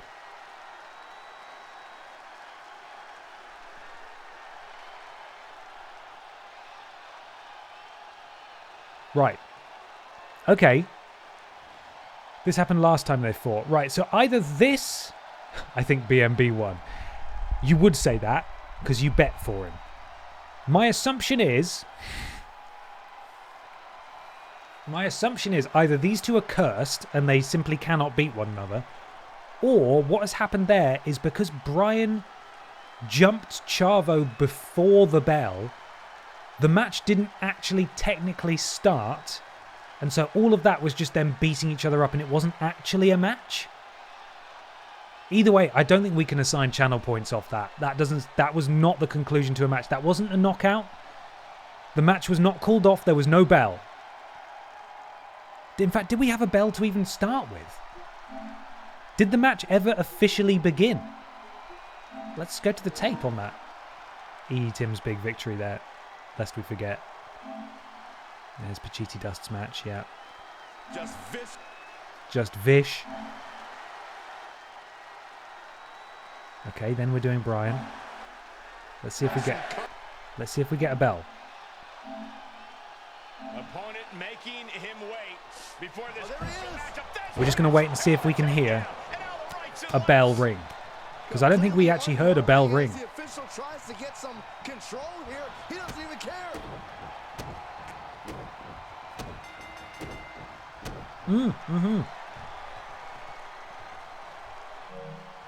Okay, so that was thrown out. That was not actually a match. So unfortunately, the prediction cannot stand. It's off.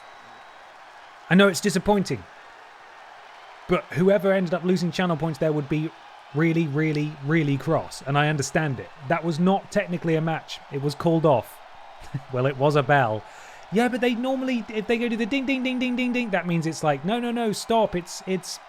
Oh, man, how disappointing. These two need to go in a steel cage. You're right. Whoever said that earlier. God, what a disappointing main event. Why would you... Look, there we are. Look, no winner. Both names are red. Bastards. Why would they do that to us? This referee's trying to fuck on me, as Cody Rhodes would say. Well, that's a shame. I suppose next week we'll just put him in a cage, won't we? We'll have to see what happens. Where's our music? Come on. Where's our music? Where's our music? Come on, give us our music. There we are. And we didn't get to hear any of their entrance music either. I always hate when they don't let me do that. Boo! But yay, my 300 channel points back. See, there we go. That's it. Look on the bright side.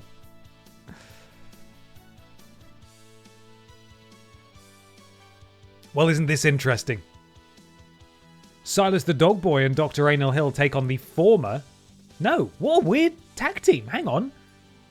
One half of Los Pokehemanos and one half of beloved TV Kids presenters. Interesting. Perhaps at some point Neil Buchanan presented a magazine-style show where they played Pokemon episodes in it. I don't understand this pairing at all. That doesn't make any sense. Finally, no, and again, this is even weirder. Okay, Scandal Penguin and Steven Seagal, instead of taking on Ben Potter and Peter Austin, who they're actually feuding with, take on Blast off of Blast Games. And the other half of the beloved TV Kids TV presenters, Dave Benson Phillips. Chavo Guerrero and Brian Michael Bendis have a promo off. So this isn't an actual match. No one can win or lose in this one. Brian Butterfield takes on Michael Jugson again. And in the main event, Pippa the Cat takes on Grimace with the Drinks Fairy in her corner for the BENXT Women's Championship. Now, I don't believe this is a cash-in. We could well end up seeing another world champion on BENXT who also happens to hold a Billy in the Bank briefcase. Do I have to manually cash this thing in? I don't know. It should just do it by itself, but it's not doing... Oh, announce cash-in. Pippa the Cat will give advance notice to Grimace that they will be cashing in their BENXT Women's Money in the Bank contract for a title match at the end of tonight's show. No, I don't want to give advance notice. She's already got a match. So we'll save that. And Pippa has already actually had a match for this championship, and bless her, it didn't go very well. Anyway, we've got a very weird couple of tag team matches coming up. I'm going to stick these... No, they've got a promo. I was going to say I'm going to stick these two in a cage, but no, that's not happening.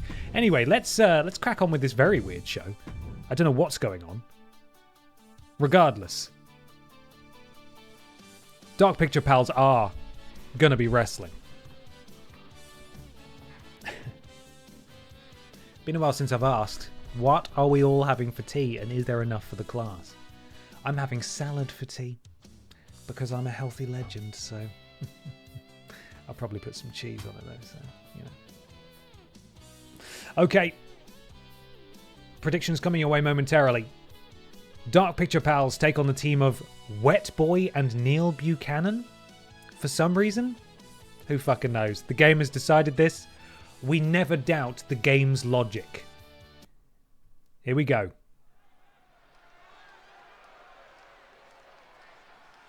And here they come. Breaking Ben Cooperjamin now.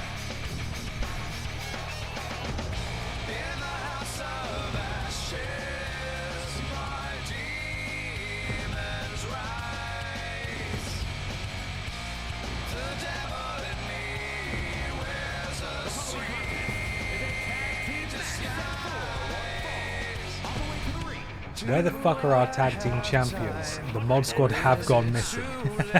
They've run away with the fucking belts, haven't they? It's just like them, isn't it? Quite frankly. It felt like we couldn't escape from those tag team titles being defended every week, and as soon as the mods win and they fuck off, they disappear.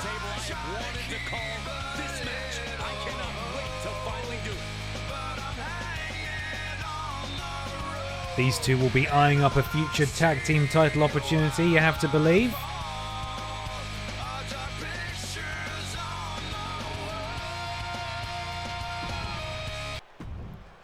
And who's coming up next? Is it Wet Boy?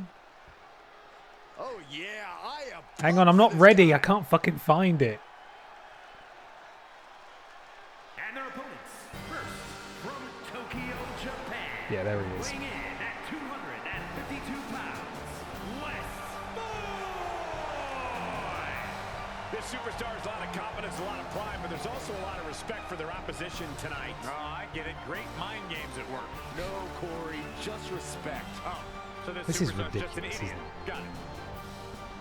So silly. Okay, and his tag team partner, for some reason, from a different tag team, even though this guy's tag team partner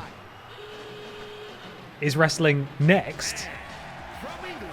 I don't get it. At 225 pounds, the professional Neil Bowie Cannon. Jesus, that's enough pyro. You've got enough. A lot of drama involved with this one. Neil Boocakes teams with Wet Boy for some reason. I don't know why, but he's doing it. Silas the Dog Boy escaped by the skin of his teeth last week from a beatdown from Adam's family. And now he takes on the significantly smaller but still very powerful Wet Boy, of course. Silas the Dog Boy lifts up Wet Boy as if he were a child, slams him down. Oh, and a massive fist drop for good measure. And what is Silas going to do now? Sends him into the team corner. Oh, I think he was going to tag in his friend, Dr. Anil Hill, but a counter from Wet Boy. Oh, and now we're seeing the power of Wet Boy. That is impressive. He's not very tall, but he is very powerful indeed, and look at that. Oh, and then a running power slam as well. Wet Boy is impressive. We've not really seen much Wet Boy outside of tag team competition, but I mean, I know he's in tag team competition now, but really showing off his strength is the wettest boy. Double axe handle drops Silas, and he thinks, you know what? It's time for you to come in, Neil Boocakes. I'm tired. And there's Neil with paint splodges all over his jeans. Straight into the cover, a little optimistic probably, and a kick out before even the count of one. Where is Disco Gary? Oh, that's really embarrassing. That is, quite frankly, the opposite of a control splat. We need a Disco Gary, don't we? Disco Gary probably should join the list of, the delayed Gorilla Press Power Slam. And now Dr. Anil Hill makes his way into the ring. Oh, immediately eats a dropkick, though, from Neil Boocakes. Drops Anil Hill. And what's he looking for here? Puts him in a seated position and wrenching on the neck of the Curator is Neil Buchanan. This is an art attack, he says, as he boots him in the face. Rolls him over onto his stomach. Oh, and I think we're about to see, look at the power now of Neil Buchanan. That is the control splat, confirmed. With 100% certainty, that is the control splat from Neil Bucakes. Who jumps, oh, and the athleticism now.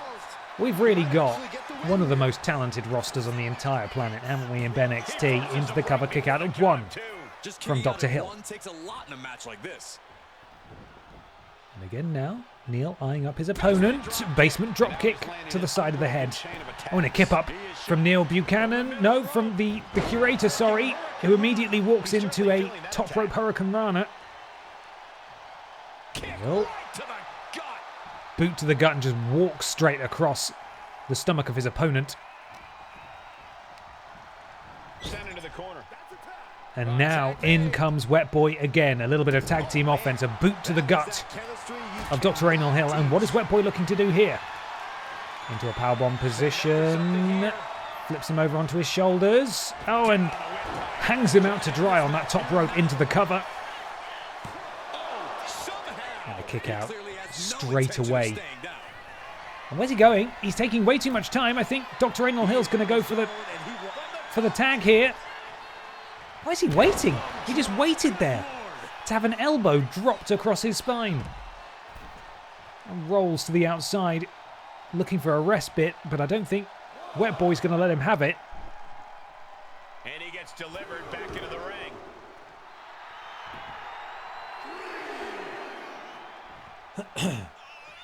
It's a shame there's no Al Snow entrance. Could have had Neil enter with head. Woohoo!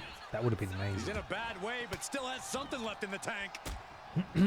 Wet Boy counters the offense of Dr. Anal Hill, who is sent into the corner of Neil Buchanan.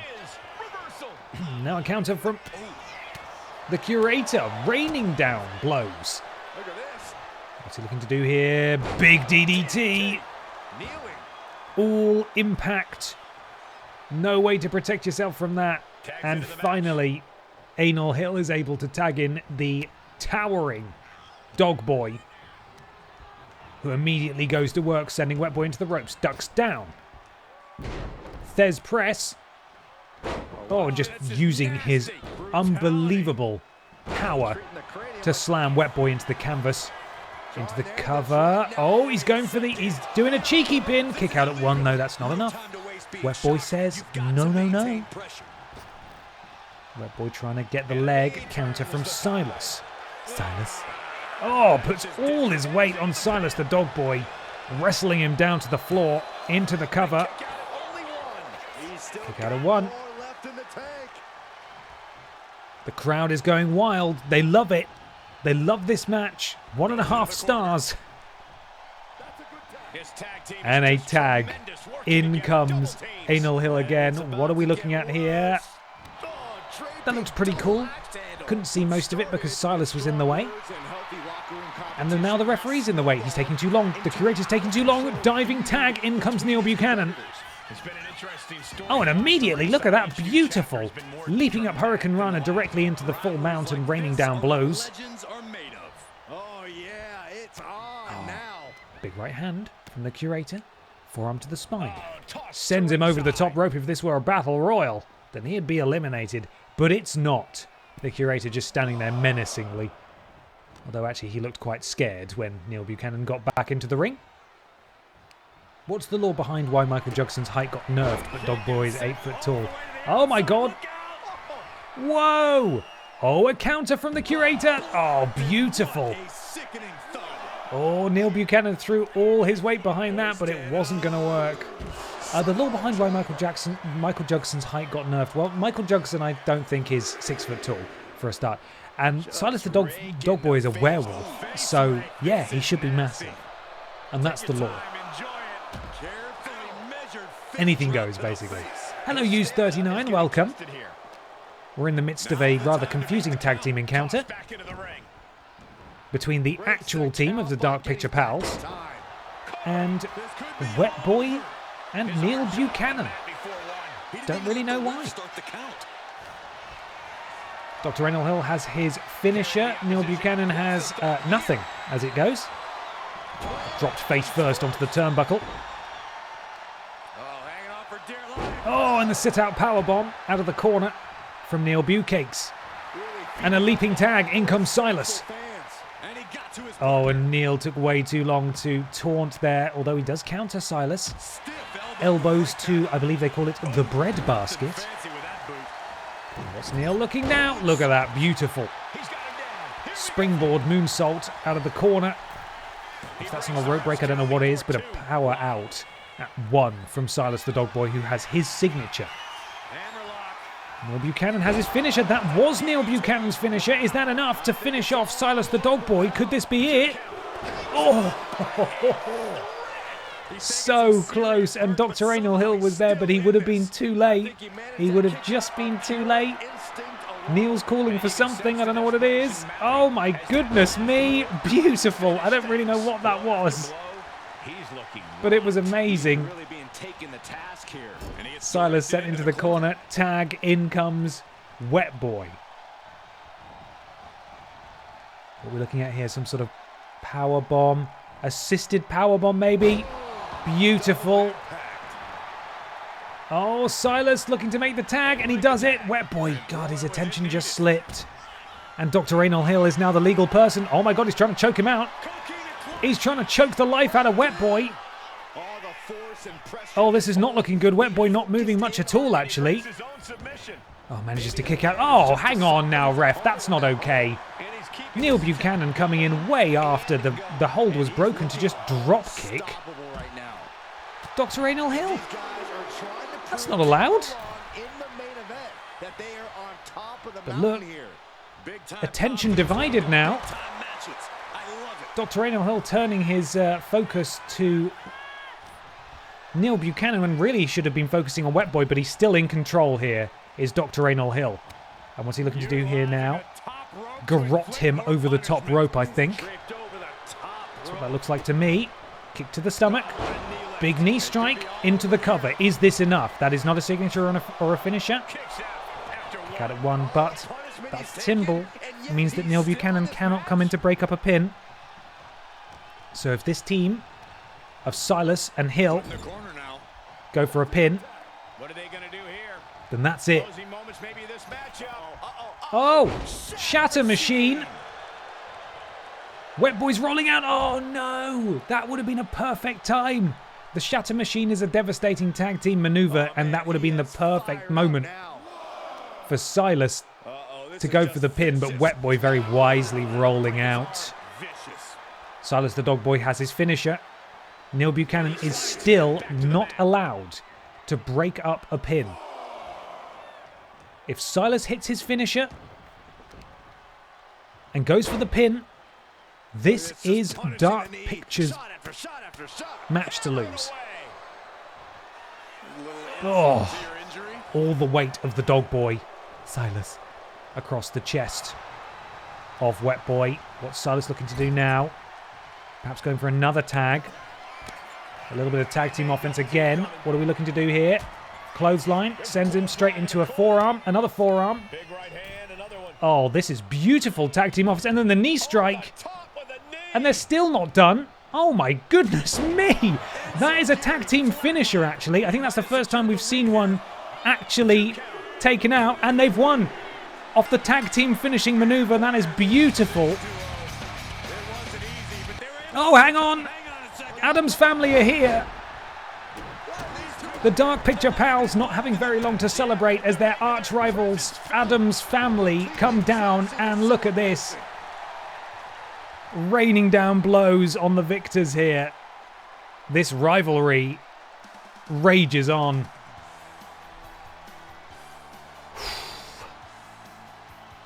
Well, quite frankly, I think that tag team move they did at the end there was fucking insane. It didn't end. It just kept going and going and going.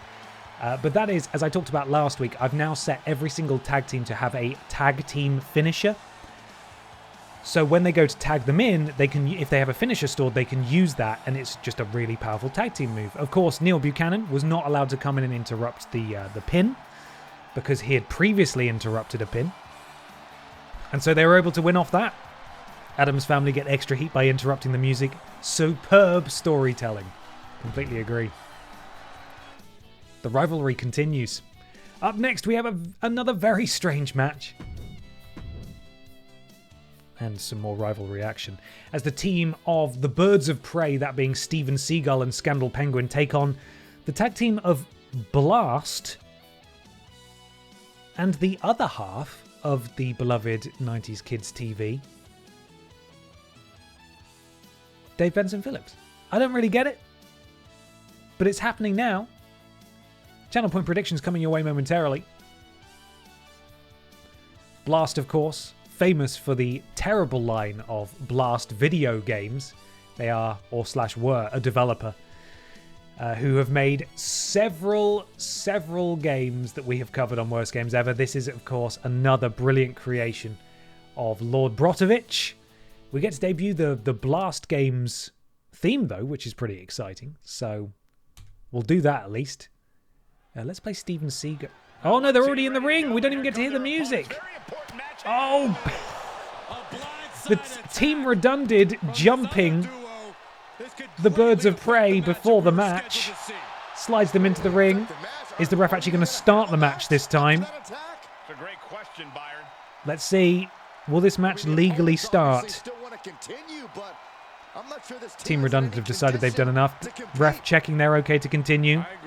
Blast and DBP sent away to their corner. He's checked. I think we're going to wrestle. Let's wait.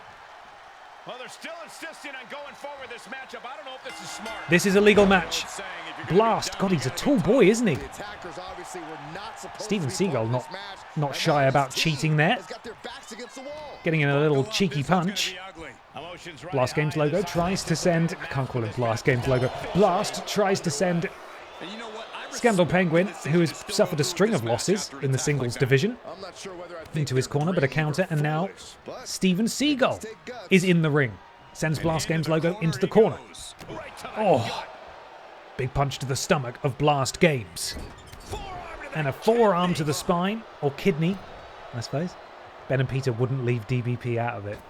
Absolutely. His aggression in the corner. Yeah, on the throat in the corner. That's telling your opponent, you don't deserve to share this stage with me. Alley-oop apparently is what that move is called. Wrestling is a very serious art form.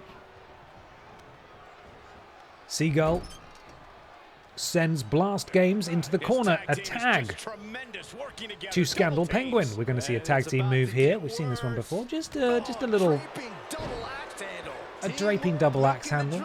I knew what that was called. And now Scandal Penguin is in. What can Scandal Penguin get done? He sort of runs around all over the place. A basement drop kick. It took him a while to actually get there, but he's done it finally. Into the cover. Kick out of one. That's not going to do it. Steven Seagal now back in the ring. Steven. Perhaps going for another tag. Quick tags here. This is lovely tag team offense. This ref really likes to stand square in the hard cam, doesn't he? He does, yeah. We're not allowed to see anything that's going on. Blast sent Mask first directly into the turnbuckle and then just has to eat a foot as well for good measure. That's not very nice, is it? Jumps over the top rope. Oh, look at that beautiful senton over the top rope from Scandal Penguin. Hasn't quite been able to string many victories together, by which I mean none. But you cannot say that he is not a talented performer. Look at that beautiful kick-based offense on the outside. Blast sent tumbling on the outside. Up to a count of 3 now is the referee. 4. Got until 10 to get back in the ring. 5. In goes Penguin. Blast follows behind. Blast. Oh my goodness me. That is phenomenal luchadoring.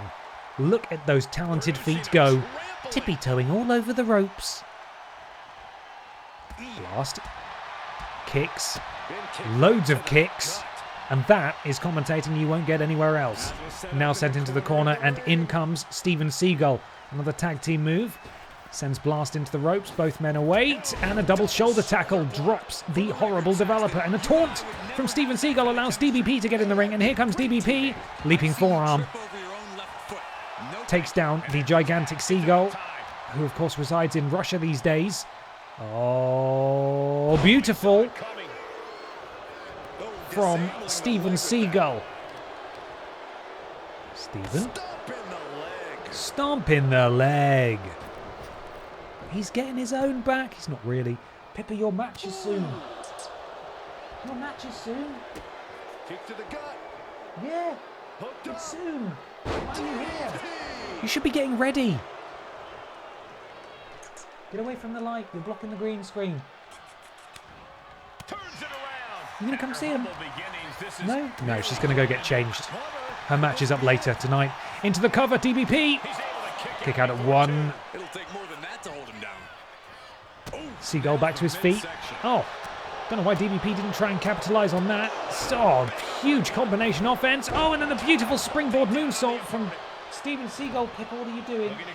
Don't knock things over. There's a good girl. Seagull up to the top rope. This is a bird that can fly. He's not stuck in Bedminster Adster, is he?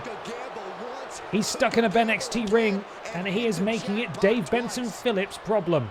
Psycho Seagull poos on DBP's car and then punches him in the face in the ring, but now DBP's actually getting his own back. Impaler DDT. Scandal Penguin has to come in and break that up. It looked like DBP truly had the advantage here. He does have his finisher, though. Can DBP hit this? I think he's going to do it. Oh, beautiful. This could be it. DBP could get the victory off this move. He's done it. DBP has beaten Scandal Penguin. Of course, this is the music that he has when he comes out with Neil. DBP and Blast have beaten the Birds of Prey. Huge assist to Team Redundant, who of course jumped the Birds of Prey before the bell. Brilliant tactical chops there from DBP. Shut up, Byron. Shut up, Byron. And now you, Corey. I think we can appreciate the tactical chops there of DBP, quite frankly. You can tell this is a man who has wrestled in real life. Hit his signature, went for the pin. Scandal Penguin came in to break it up. He's like, no problem. You're not allowed back in the ring now. I'm going to hit my finisher and pin him, and you can't do anything about it. Easy peasy. DBP and Blast victorious. Sadly, DBP's tag team partner Neil not victorious in the last match. But life continues. Chaos in the tag team division of BENXT. Up next, it's a promo off between Chavo Guerrero Jr. and Brian Michael Bendis. Not an actual match, so there will be no predicting this one. What on earth is it that these two are going to say to each other? Let's find out. I don't know if anyone has an... Oh, here comes Charlie. All business.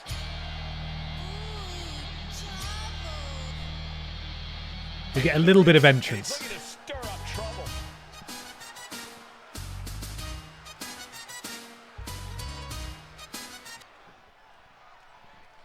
I don't think anyone back there can fight me. I'm the greatest guy that there ever was. Oh no, he's calling, he's directly, oh, okay, it made a decision for me. Brian's here now.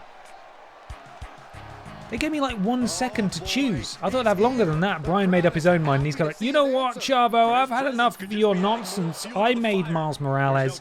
You didn't make Miles Morales. You've beaten me a few times, but you keep having matches with me where we don't fight. Yeah, well, that's because you know that if we fought, you wouldn't actually win. So I think that we're going to have a big blow-off match at some point. Oh, I don't get to make the decision. He's doing it. He's got his match on our next broadcast. It's okay, these two are going to have a match now. He asked for this. Hopefully he won't regret it. Okay, I don't think I get to make the choice. Those are so weird, those promo segments. I don't think I get to make the choice for those because I'm not controlling Brian, technically. But he did accept the challenge. Next week on BENXT, they will have a match. We will put it in a steel cage because I'm fucking fed up of these two not having a proper match. It will happen. And then I'm going to go into the rivalry area of the settings, and I'm going to delete their rivalry because it has to end. It's got to stop. It's like the mod squad all over again. You can't continue. You simply must desist. Well, anyway, that was that promo off. Up next, Butterfield Jugson 2.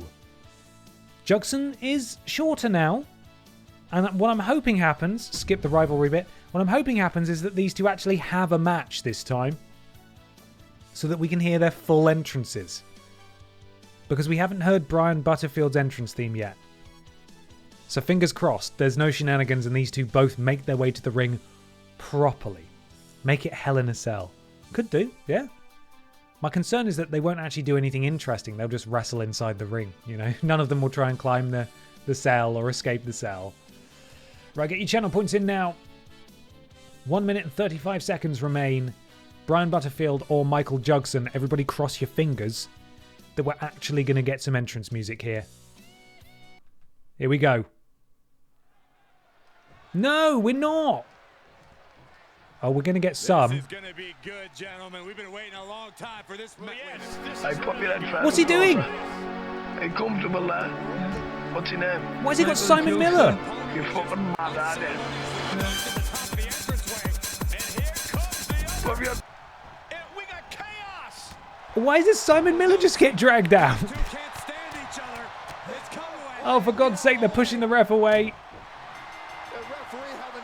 Okay, this is not an official match. He called for the bell. He called for the bell. These two are just going to beat each other up now. I don't really know why we're watching this then. It's not even a match. For God's sake, can we just have one? Can the general manager step in? Can we just have one match, please?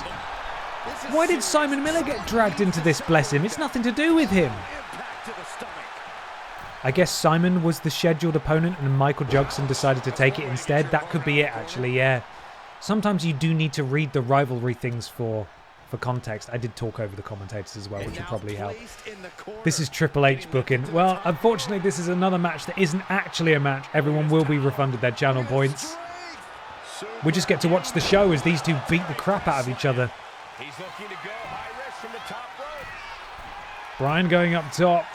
He was unsuccessful last time. He's probably pissed off about Michael Jugson crashing it. Oh, why did he jump down? Well, that was anticlimactic, wasn't it? This was me 2 seconds ago on the top rope. And just look at me now, on the floor, walking slowly towards my opponent. Triple B. Bunter Burst Belmsley. Oh, Brian, no. For God's sake.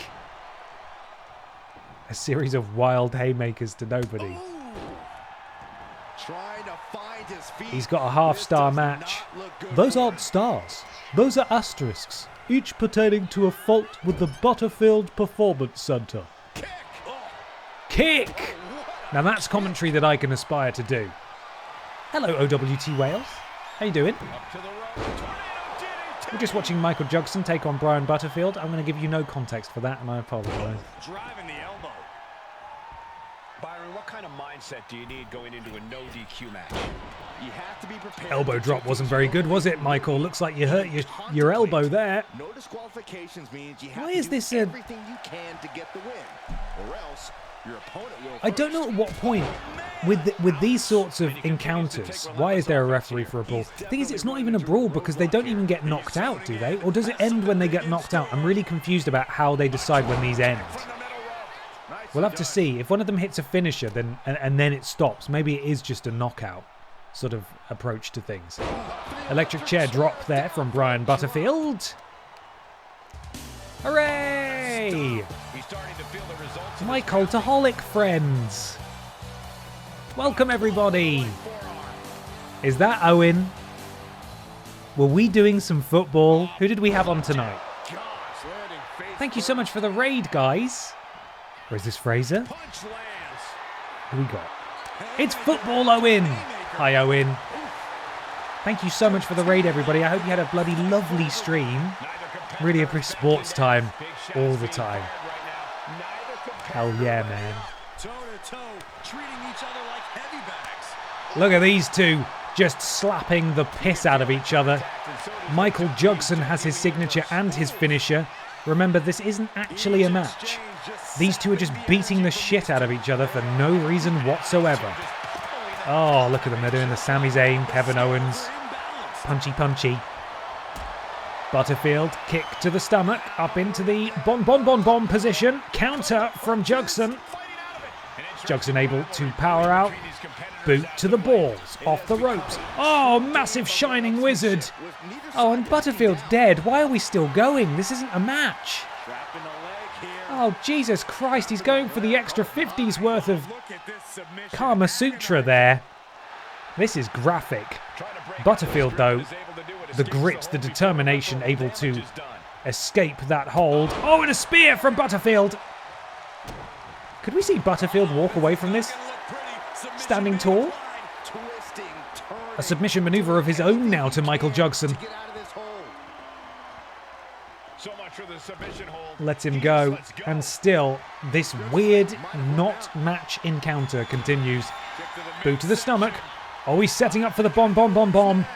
Oh, and he slams it down, and Butterfield actually does walk away tall. Even though that was not a victory technically.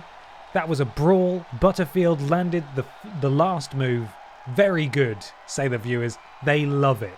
They do. They're thrilled about it. But now, this is an actual match. Grimace has been untouchable. Grimace had to be nerfed. Grimace was so untouchable as BENXT Women's Champion. She's beaten everyone. She's beaten everybody who has crossed her path. Pippa the Cat has challenged for the BENXT Women's Championship in the past. She was unsuccessful. In fact, it was quite hard to watch because that's my beloved furry child. And then she climbed the ladder. She made herself famous. At Billy in the Bank, just gone. She is the Billy in the Bank briefcase holder. Inside contains a contract for a match for that championship. Yet somehow she has been able to challenge for it without even cashing in the briefcase. I don't understand either. Could this be the time that Pippa is finally able to do it? Is it Pippa's night?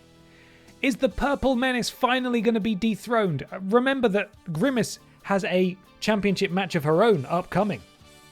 At the next pay-per-view, she won a Battle Royal. So she could, if she walks out of here with the championship, very probably become a double champion in BENXT. And that is terrifying. We do not want that. We do not want that. The channel points speak volumes, though. People really do believe in Grimace. Pippa aims to prove you all wrong. With the Drinks Fairy in her corner, Pippa takes on the gigantic Purple Menace in our main event of BENXT. Can she do it? Can she finally do it? Can someone finally dethrone the Purple Giant? Let's see what happens. It's time. Main event, BENXT. Let's go.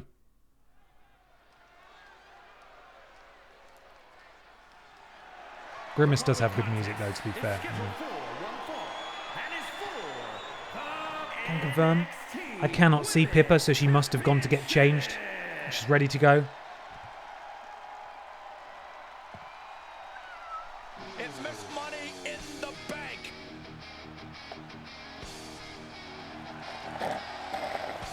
It's a big fight feel here tonight as the title is on the line. And title matches like this have a way of getting your blood flowing unlike any other match.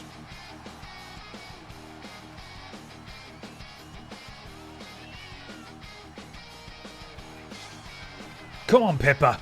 She's been undergoing a lot do it for your mum. for tonight, not taking this title opportunity lightly.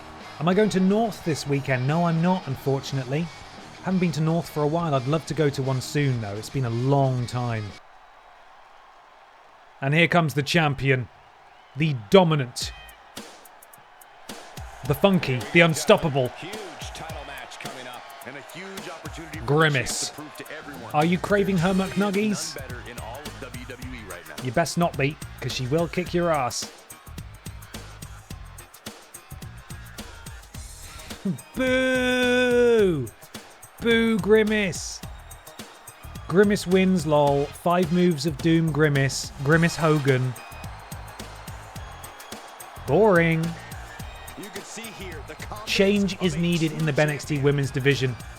Is Pippa the one to change things? Let's find out.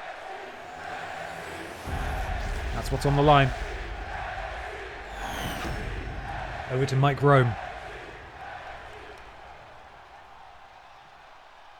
Introducing the challenger. Pippa, what are you doing here? Castle upon Tyne, England. Pippa.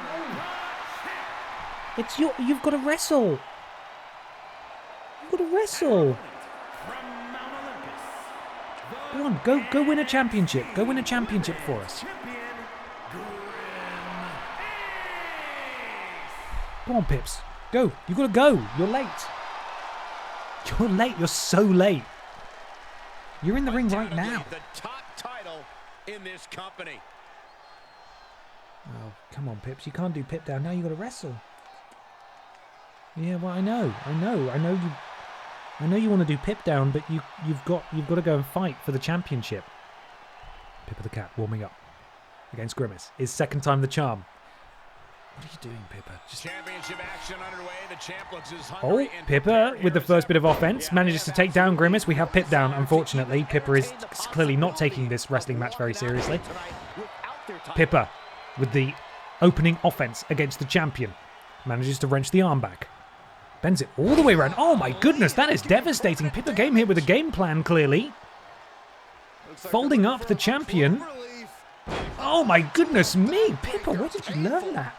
Has the Drinks Fairy been teaching you tricks? Pippa rolls over Grimace. Surely not going for the cover just yet. No, Grimace getting back to her feet. Pippa sends Grimace into the ropes. And a knee to the stomach turns the champion inside out into the cover. Optimistic kick out at one. Still a very promising start from Pippa the Cat. And there goes Pippa. She's had enough. Ooh, what a forearm club. Pippa still in control. Standing drop kick. Takes down the champion. It's looking good so far. Shouldn't have said that. It's probably cursed it. Combination offense and a DDT from Pippa.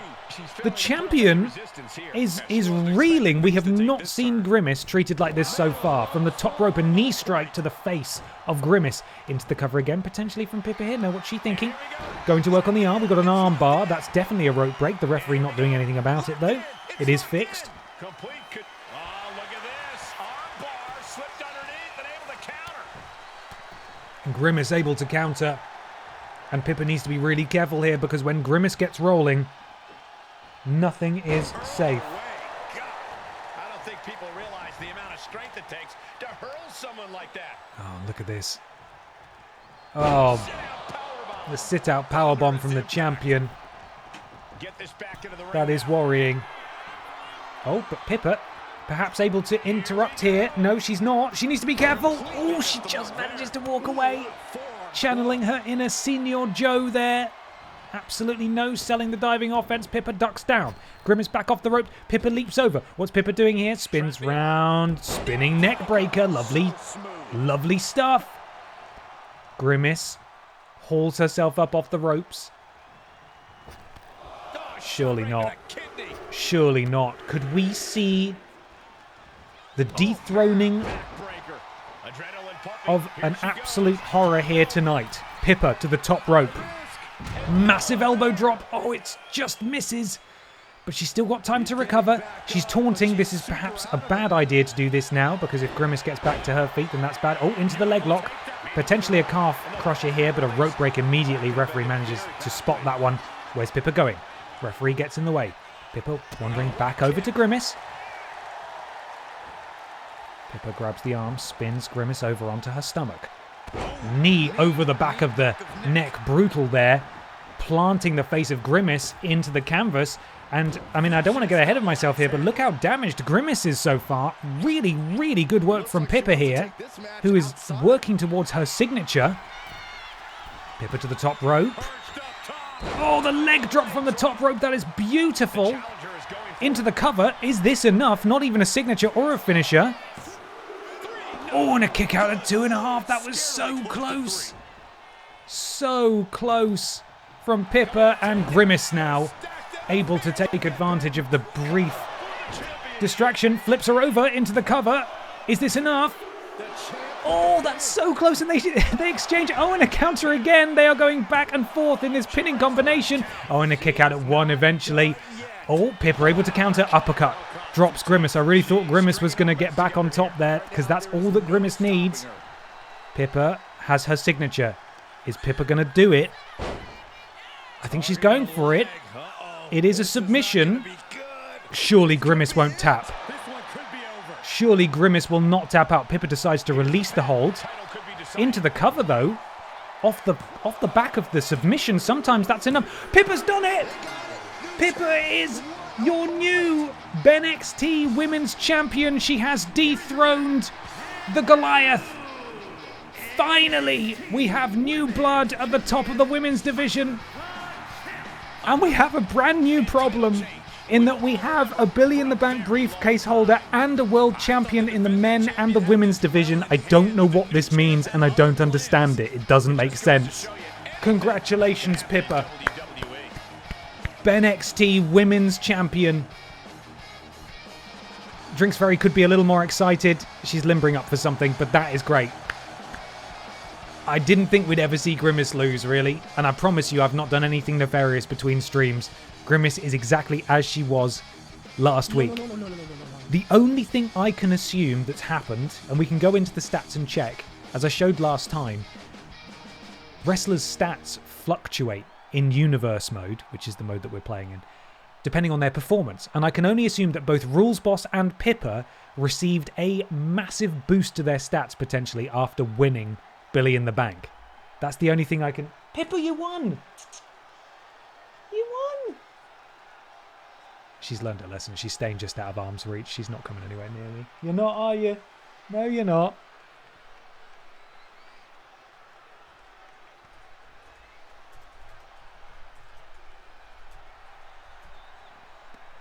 She bloody did it. Give the baby treats to celebrate. I bloody would, right? But she's been sicking up all her treats recently. Could we cancel the Billy in the Bank briefcases and assume that these matches were the cash-ins? Well, I mean, we could.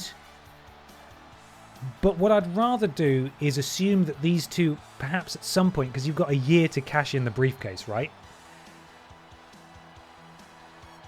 I'm assuming that should they lose it within the next year, which is likely, that they will then still be able to cash in the future. So we'll hold on to it. But it's pretty unprecedented, quite frankly, that these guys have both managed to win world championships before they cashed in. I don't get it. It doesn't make any sense to me. But Pippa the Cat is your new women's champion. Oh, that's so exciting. Good for you, Pips. She sat in her chair, but I can't reach it. So clearly Gollum and Grimace are too focused on each other. That's why they lost. Well, it could be an explanation. Mental. God, all the established stars losing tonight. I don't know what's going on. We're really facing a proper shake-up here. Okay, let's have a look. Where is... we'll have a look at Pippa and Rules Boss and see where their stats are at. Okay, so Pippa's not really had that much of a boost at all. In fact, Pippa... I think we boosted her stats ourselves. So if anything, that's a drop down from where she was. What about Rules Boss? Oh, shit. Again, yeah, Rules Boss hasn't had that much of a boost. Weird. Okay, maybe it was just... Anyway, I expect those Grimace Hogan tweets to stop now. No promises. No promises. Let's have a quick look at Simon Miller and work out just why he's not coming out with the correct attire. Perhaps the law reason is that Grimace needed time off. She's going to shoot a movie, so they needed to write her off TV for a while. Let's go with that. Simon, where are you? There he is. Let's work out what's going on with your shirt, man. Why is it not... Oh, what? Oh, I bet it's been broken by an update. Fucking 2K every time. Yeah, see, it looks fine there. Oh, for fuck's sake. These guys and their updates, man. What is that? That's Miller. What's the black line down the front? Where is it? What is that? Can I remove it? Is there an option just to delete that? Customize, random, save. How do I just delete that? I don't want it anymore.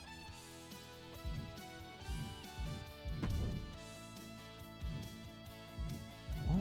I'm so confused. I don't know what that is. I don't know why that's being covered and why it wouldn't display in universe mode either. It's just bizarre. This character creator is so good, but it's also such a fucking disaster half the time. What's covering that up? Nothing. That didn't do anything. Oh, okay. Right. Well, why did that move? Please. Yeah, so that's it. That's what it's meant to say. If you want to, and that's okay, get serious about this, pray to. That's what we set it to last time. Good. Please don't crash. So let's copy that to there. Still doesn't explain why it doesn't display anything. Although half the time, this game is so fucking buggy, man. Half the time when you edit an attire or like change stats or do anything outside of universe mode, even when you select it to save in universe mode, it doesn't save in universe mode. And I don't know what to do. So often I just do a little bit of razzle dazzle. I'll change one stat, see if that updates as well. And then we go to save. Save and complete, save for universe mode, and we just cross our fingers that it updates. Stupid game, man. Stupid game. Pips, you're the champ, bud. Congratulations. Best hope Barbara Piss is not on the horizon, because then you're in real trouble. We can go in and check, actually, here. See if on the preview Simon has his shirt. Boo, boo, boo, boo, doo, doo. Sir. Yeah, there we are. Okay, right. That appears to have updated, so I think we're okay. We'll see. He'll come out completely naked next time, knowing our luck. Okay, let's see what comes next show. We're approaching... Oh, in fact, it's... Oh, my God. It's BENXT Scandalous. It's pay-per-view time. Let's see what matches we've got awaiting us. Ann Horse takes on Pippa the Cat for the BENXT Championship. Dr. Anal Hill and Silas the Dog Boys take on Sergeant Pachiti and Piti Dust to conclude their rivalry. Similarly, Team Redundant take on the Birds of Prey to conclude their rivalry. Daronk and Judas have managed to track down the mods to challenge for the BENXT Tag Team titles. Michael Jugson and Brian Butterfield look to settle their differences. Charlie Guillermo and Brian Michael Bendis look to do the same. And in the main event, Rules Boss defends his title against Demo Dick Mychinko. I think what we need to do is customize some of these matches because the Wide Championship is not on the line. And I believe Grimace and Rules Boss are going to be challenging for it. So let's maybe pick a match that we... Can I add more matches? No, I think we're at capacity for matches, unfortunately. Oh, God, we're going to have to cut... Guys, we're going to have to cut a match. I don't know what match to cut. This is really hard. Which tag match do we cut? This is going to be like on... at WrestleMania where they do the Andre the Giant Battle Royal on SmackDown on the Friday before, so those guys don't get to go on WrestleMania. We'll just have to do one of these tag matches on BENXT next week.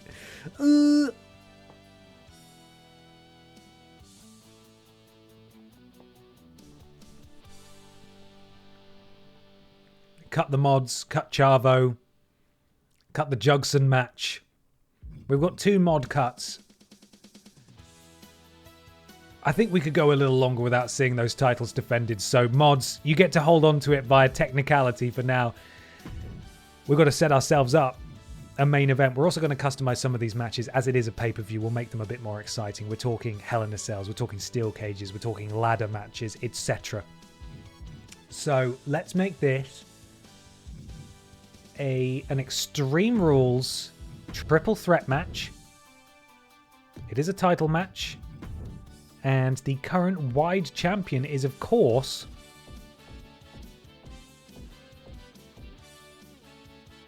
Commander Piss. Yes. 2 wins, 8 losses. She's champion. Don't know how that happened, but it's fine. And taking on her is the winner of the Battle Royals that we've had so far, Grimace, fresh off losing her title to Pippa the Cat. And pulling double duty tonight, Rules Boss, who could potentially walk out as double champion and Mr. Billy in the Bank. Which is pretty disastrous, but we'll see what happens. There we go. That's the main event. Let's start working through these and customizing them slightly. Ann Horse versus Pippa the Cat. I'm happy for that to be a normal match. That's fine. These two. Customized match. Let's make it a tag team. No. Let's make it a brawl 2-on-2. Yeah. So first to be knocked out will be the winners there. Please don't crash. There we go. Those guys are brawling backstage. These two teams will be battling in... Can we do a tag team underground match? No, that doesn't exist. Okay, that's fine. In a tag team table match, 2-on-2. First to be put through the table loses. Jugson, Butterfield. These two actually, they have had a proper match, haven't they? They just haven't had a proper entrance yet. So maybe that can be a normal match. Guillermo and BMB are going to be in a steel cage. Customized match.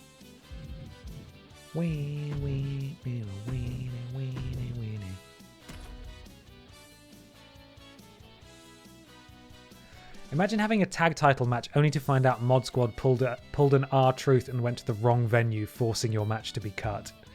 Devastating. That can be a normal match as well. That's fine. And then that is an Extreme Rules match in the main event. Okay, that is our card for... What is the name of this show again? We've got a fantastic custom arena again. I think it's the the Scandal Pending show. Technically, Scandal Penguin should be his home terrain, considering he's on all of the promotional materials. It's Scandalous. Okay, so it's BENXT Scandalous is what we're getting underway now. We may not be able to finish it tonight. We will finish it next week. But first up, God, I really hope she holds on to it. Part of me wants to cut the BENXT Women's Championship match because Pippa's only just fucking won the title. We can't have her lose it again, surely. Not again. Also, Mencius the Wise, thank you so much for the subscribe. I'm really sorry I missed that 12 minutes ago. Clearly there was some exciting stuff happening. Wet dreams and thick streams, ahoy hoy, welcome to the thickness. If she loses, she can just cash in. That's very true. And then she'll be a 2-time champion. So we'll just have to hope for the best. BENXT Scandalous gets underway right now. Kicking things off. The BENXT Women's Championship is on the line. The brand new champion, Pippa the Cat, defends against Ann Horse. I don't know what Ann Horse has done to deserve a championship match, quite frankly. But clearly she's done something. So that's why she's challenging. Get your predictions in now. We're underway. Excuse me. We're underway.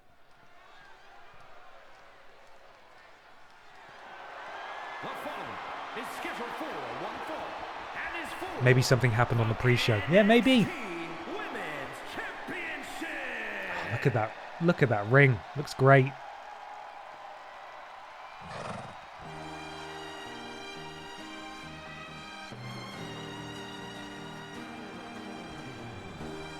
Remember, guys, the title's on the line here in this one. And I don't remember the last time the champ was in this much jeopardy, Cole. Anarchy could well reign.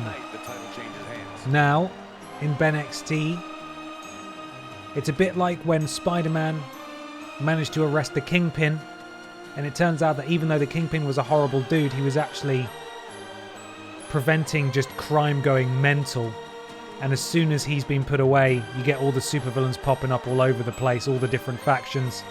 Perhaps that's what's happening in BENXT now with Grimace having been dethroned.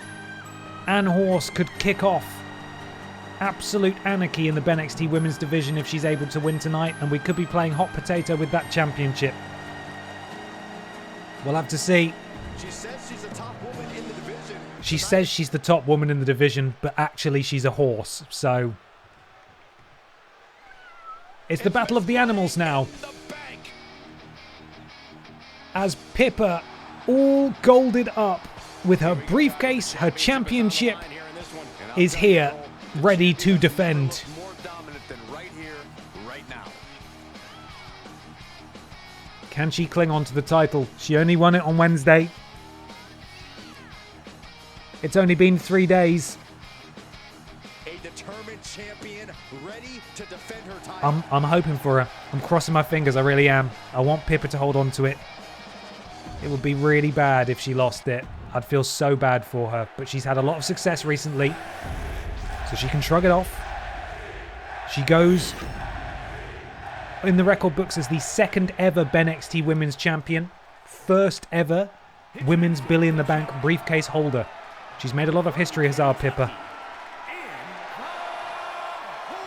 Boo! Boo, Anne Horse, boo! Boo!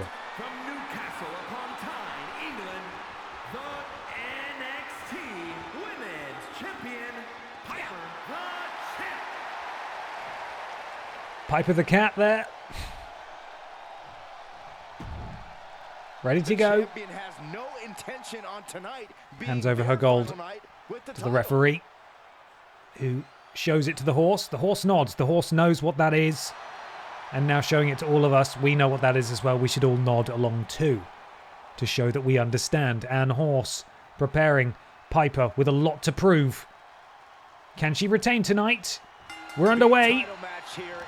And Pippa immediately getting the upper hand. European uppercut. Big overhand strike. Overpaw strike, sorry. Leg sweep. Takes down the horse. Impressive on a horse. That's a lot of legs to sweep. Pippa misses with that. Anne Horse to her feet. And now Anne Horse going for the cheeky roll-up. Could this be it? Could it be over quickly? Kick out at nothing. As Pippa able to escape. Oh, but absolutely eats that back elbow. And now Anne Horse. Oh, dropping the hoovered foot over the face of Pippa the cat. Rolls over the champion. Really taking her time, and now drops the knee over the back of the head of Pippa. I won 26,000 points on the last bet. I'm quitting while I'm ahead. Very sensible. And Horse continues her domination. Pippa has a damaged head now, you can see in the bottom right of the screen. And Horse really sort of slowing down the pace here. Could work out very well for her. Pippa back to her feet. And Horse walking Pippa over to the ropes. What's she looking to do now? Slams her down, using the ropes to get extra height to drop that foot onto the champ. Beckoning for Pippa to get to her feet. Pippa didn't see it last time, now has done so. And, oh, leaping forearm. And Pippa is down. Come on, Pippa, you can do this. Sorry, I meant to be impartial here. Pippa rolls to the outside. Anne Horse directly behind her. Anne Horse, though, sends Pippa, face first into the ring apron. Pippa rolls out and still isn't able to get a hit in there. I really thought that was Pippa's opportunity to get back involved. And now here's a counter from Pippa. Raining down strikes onto the horse. Grabs a hold, sweeps the legs of the horse on the outside. Pippa climbs into the ring. What's she doing? She goes to the top rope. Perhaps looking to do something a little dangerous here. Decides better of it. Very sensible from Pippa the cat, who now sends Anne Horse into the ropes. Going for something, spins through. Neck breaker from Pippa the cat. Pippa now looking to deal some damage. Drops the knee onto the the leg.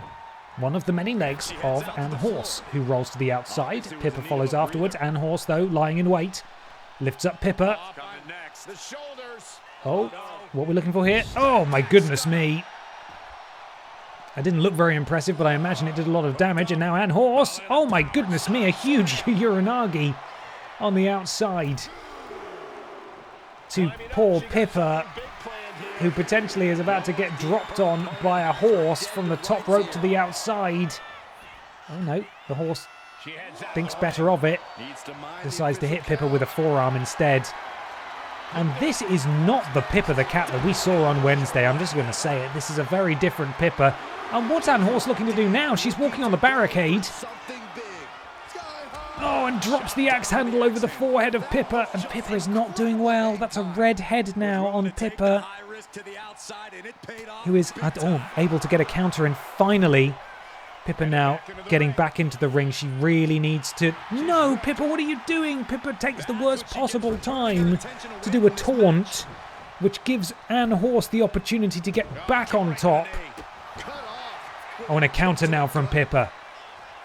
Pippa needs to stay focused if she's going to retain her championship tonight. Leg screw takes down Ann Horse into the cover. This is not going to do it, I wouldn't have thought. Kick out at 1, but it's just important that Pippa's able to get some offense in here.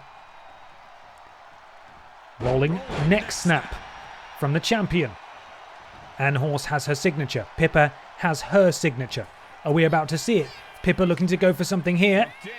Oh, beautiful Fisherman Buster. Is that going to do it? Is Pippa going to win off that?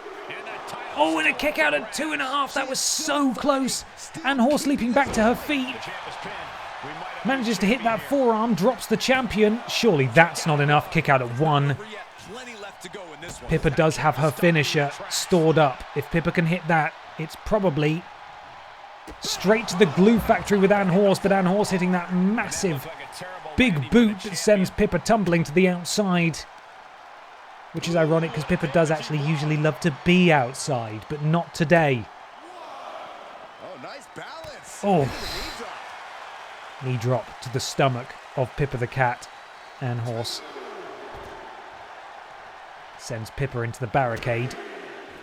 And a stamp. And another stamp. We can't really see what's going on. Let's see if we can get the drone out. Oh, bloody hell, a sit-out powerbomb from the horse to the cat.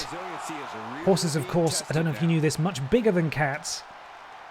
And that is not good for poor Pips as she's sent into that barricade. We're up to a count of 6 now. Ann Horse decides that's enough. Got to get back in the ring. And Ann Horse decides to break the count.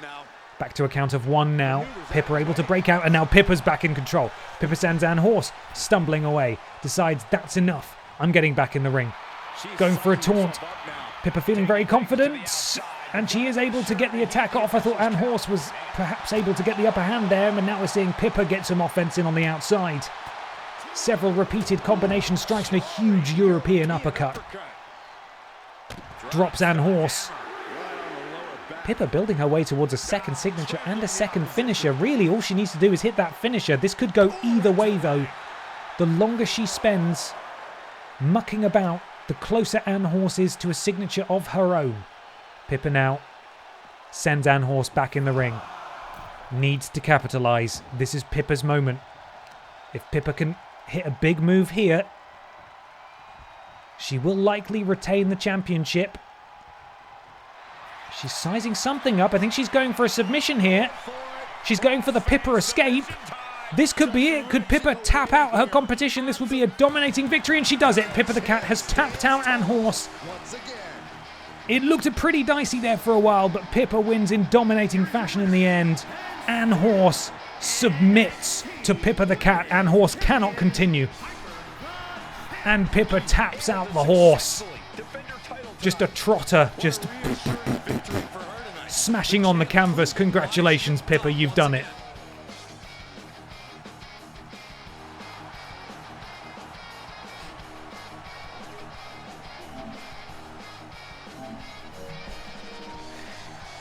That's not a horse. They've just taped a bunch of cats together. I don't know what you're talking about. Also, the horse face looking right down the lens during the submission was very upsetting. Only the best on BENXT, my friend. Only the best. Well, that will conclude that match, but Next up, we try to settle a rivalry as Dr. Anal Hill and Silas the Dog Boy take on Sergeant Pachiti and Piti Dust in a backstage brawl. Remember, this is not a conventional match. The first person to get knocked out loses. Could go for a while. Might not go for a while. Also, I don't believe there are any entrances in this match because it's backstage. No music once again. I know. It's a calculated decision, by which I mean I didn't calculate it at all. It's the opposite of a calculated decision. Okay, right. Oh, was that a Simpsons quote? That's the second time I've fallen afoul of a Simpsons quote that I've completely misunderstood. What an idiot! Dark Picture Pals take on Adam's Family next on BENXT. BENXT Scandalous, sorry. The big pay-per-view for July. So they don't get stuck in the elevator all the time? Maybe, we'll see. Commander Piss and Hannah Montana got a bit confused last time. As long as we finally get Butterfield's music, I'm happy. I think we will get that. Those guys will have an actual entrance. I think these are the only guys who are not getting a proper entrance tonight. And they have some of the best music, but it's fine. We heard it earlier. And whoever the winner is gets their music played. So let's find out what happens. Get your predictions in. Just under 1 minute left. Who will win? Next on BENXT. What's going on here? Fight. Like oh, Pachiti Dust just ran straight past Dr. Anal Hill, who breaks his back, and now Silas the Dog Boy grabs Sergeant Pachiti. This is the first time we've seen Sergeant Pachiti wrestle, I believe. Oh my goodness. Oh no, I think Sergeant Pachiti... Oh, I thought Sergeant Pachiti was about to be powerbombed off the equipment there onto the concrete. Seemingly we're focusing on... Can I do free cam in this? No, I can't. Seemingly we're focusing on Pachiti Dust for some reason. 64% of you. Excuse me, I'm so sorry. Or rather, 64% of channel points backing the Dark Picture Pals. Oh my goodness me, that thunderous DDT from Dr. Anal Hill to Pachiti Dust on the concrete. And in the background you see the Dark Picture Pals. Sorry, Silas the Dog Boy even. Being manhandled by Sergeant Pachiti. There are chairs, there are tables, there are ladders here. Nobody using any of it yet. I think the concrete floor, quite frankly, is harsh enough of a weapon in and of itself. Silas the Dog Boy and Sergeant Pachiti sprint off screen. Don't know where they've gone. Oh my goodness me. We just panned over quickly enough to see Sergeant Pachiti uppercutted out of his boots by Silas the Dog Boy. I think we've got some sort of submission locked in here by Dr. Anal Hill. This will not be a knockout. I think as we get closer to a knockout, there will be sort of a danger sign and the UI down here. And if they get hit with a signature or a finisher, they're done. But we're not there just yet. Although it has been all Dark Picture Pals so far, only Sergeant Pachiti and Pachiti Dust have been damaged up to this point. Although Pachiti Dust is pulling his weight now. Why are we... Okay, it looks like we're looking at the star of the show, Dr. Anal Hill. He's the only guy that matters. He has a chair. He runs over. Oh my goodness me. Just smashes it over the face of Sergeant Pachiti. And now decides he's running back. It does seem like Dr. Anal Hill is actually the protagonist of this match. Counter from Sergeant Pachiti, but immediately stands up into a shoulder tackle. Silas the Dog Boy sniffing around. Picks up the chair and then buggers off screen again. Looks like it got countered by Pachiti Dust. We don't know though, we can't really see.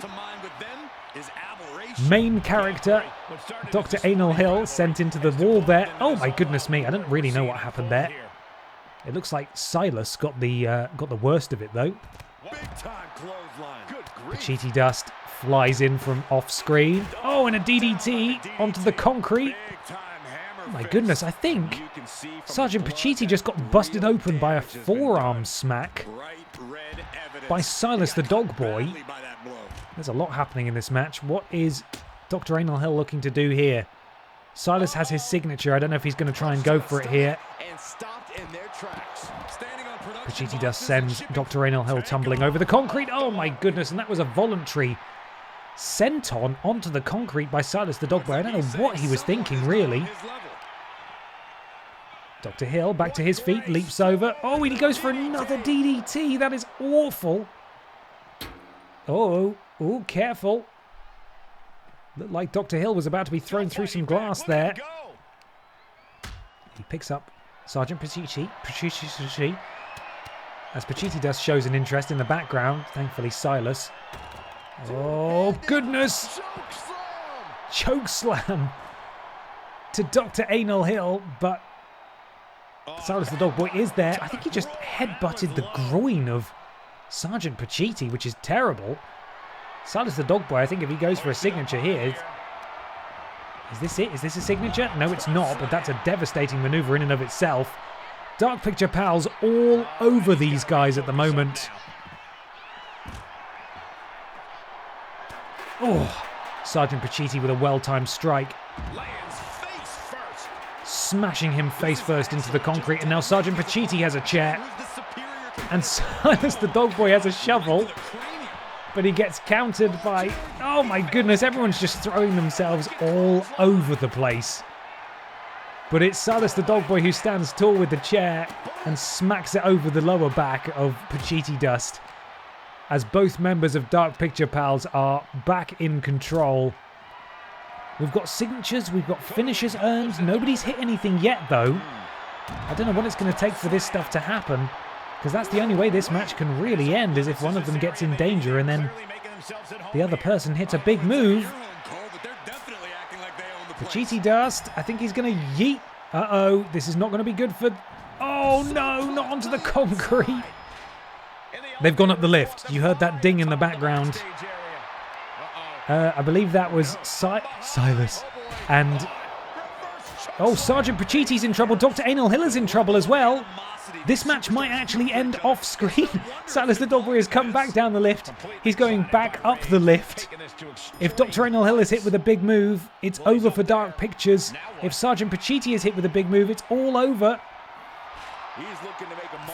for Adam's family. Stop going down the lift, please. God, this really could go either way. A member of both teams is in real trouble here. Real trouble. It's Sergeant Pachiti, it's Dr. Anal Hill who are the weak links of both teams. And Dr. Anal Hill should really be trying to protect his teammate here, but also running for the hills, quite frankly. Sergeant Pachiti with a big move of his own. Oh my goodness me, what's going to happen? I genuinely don't know who's going to win this. They're all up on the walkway here. God, look at the body of Silas the Dog Boy just bent back. Massive shoulder breaker from Dr. Anal Hill, although Sergeant Pachiti, counter from Dr. Anal Hill. Both members of Dark Picture Pals are now fine. This could be it. He's done it. He's done it. Dark Picture Pals able to squeak out the victory there. It looked very close at the end. But the Dark Picture Pals were able to overcome. And Adam's family falls to the Dark Picture Pals backstage at BENXT Scandalous. And I will now be quiet for 1 minute and 35 seconds. Do I have time, or is it too late? Have I already decided my fate? I try to keep a little hope, but I'm hanging on the rope, and all I see while I fall are dark pictures on the wall. I just got this song out of my head as well.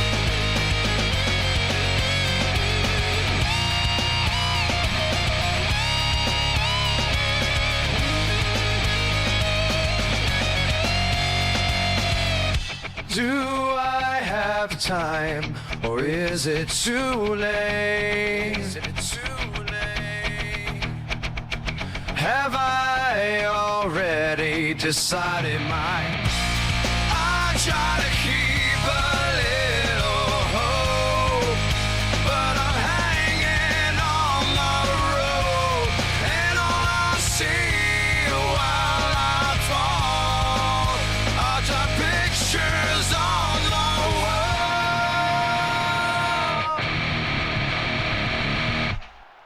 There we are. Had to do it. Can't not do it. I think we have just enough time to settle another rivalry now, as these two tag teams have been battling over the last few weeks of BENXT. Weirdly though, I think this might be the first actual 2-on-2 match they've had.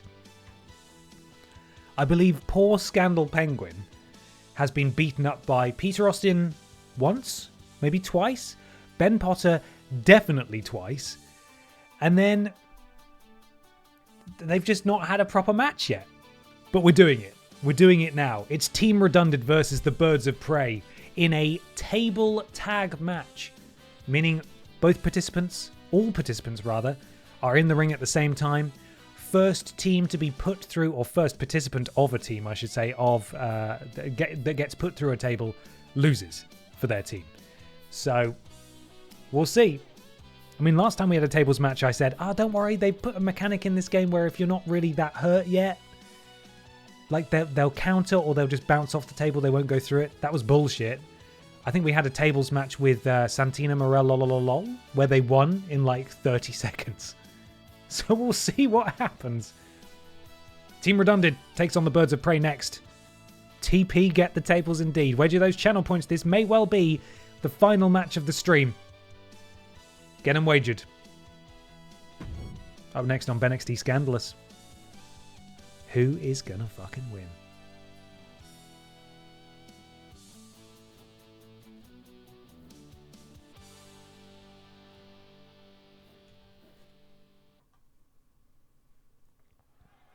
It's chaos. Oh shit, okay, there's no entrances, they're off straight away. It's a tables match. Team Redundant immediately taking down the Birds of Prey. Oh, and I forgot how athletic Peter Austin is. He is like poetry in motion in that ring.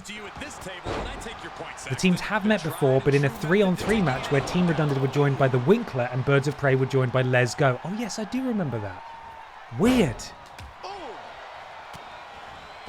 Definitely the height advantage goes to the Birds of Prey. Looks like he's got something in mind for ringside here. But of course, this is not a traditional match. Pinfall, submission, does not matter. First person to go through the table loses. It looked like Steven Seagal was attempting to set up a table there, but was interrupted by Ben, who said, you know what, I actually want to hit you a bit first. Peter squaring off against the Penguin, and Ben just sort of cleaning the beak. And another one for good measure of Steven Seagal. Looks like Peter erected that table in the background, just off camera. Oh! Springboard senton from Ben, and the table collapsed by an errant Penguin. Peter missed that move. That's not ideal, but never mind. Power slam from Ben Potter, who now picks up the table.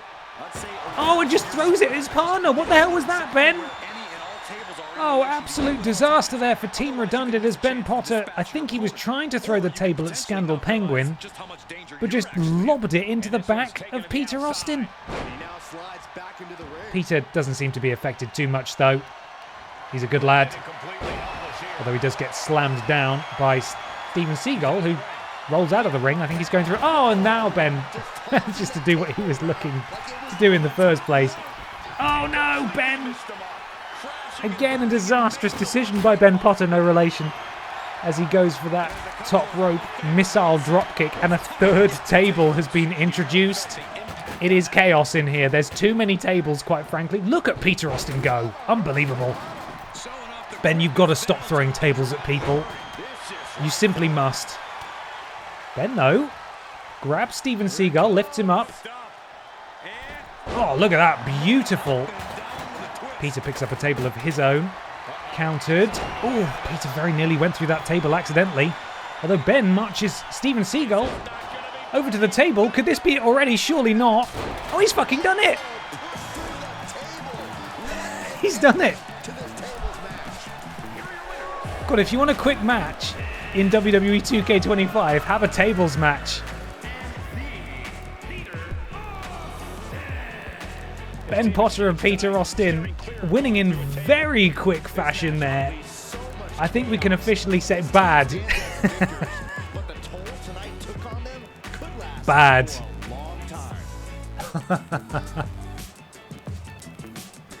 I think we might have time for another match.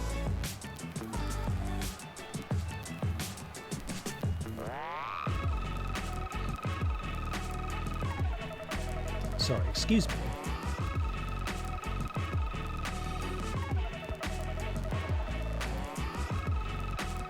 Is that Peter's toe?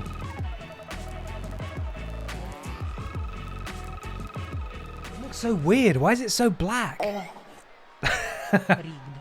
Good win, not Ben. I just pressed all the wrong buttons there. Thank you, number 27, for the very generous blitz of the blitz. What's happening? I've had too much to drink. That's what's happening. The blitz. Thank you very much for the blips there. I pressed all the wrong buttons. I tried to de-wide it. I widened myself. Don't worry, guys. It's nearly tea time. Should have propped those tables up on strongbow cans for extra impact. Absolutely. Couldn't agree more. Sorry, everyone. Didn't mean to jump scare you with the wide. It was not my intention. Peter Austin is on screen, and suddenly the war is mentioned. Well, that match was over really quickly, so we do have time for one more. Michael Jugson, Brian Butterfield, one-on-one. Finally, these two have a proper match. And we are going to get to hear their music in full, properly, as God intended. Predictions coming your way momentarily. I am willing to bet that this will be the actual final match of the night. So, fingers crossed, eh?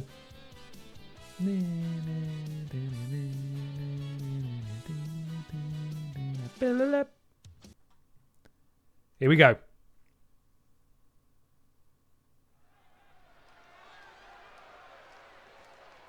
Jugson. Yeah, now we're talking.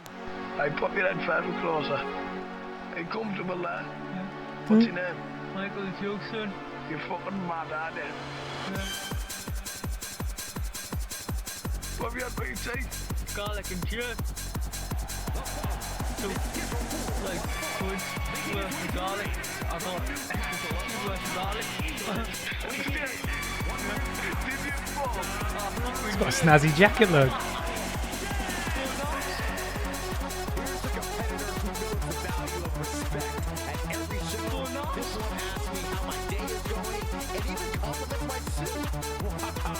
Garlic and chips.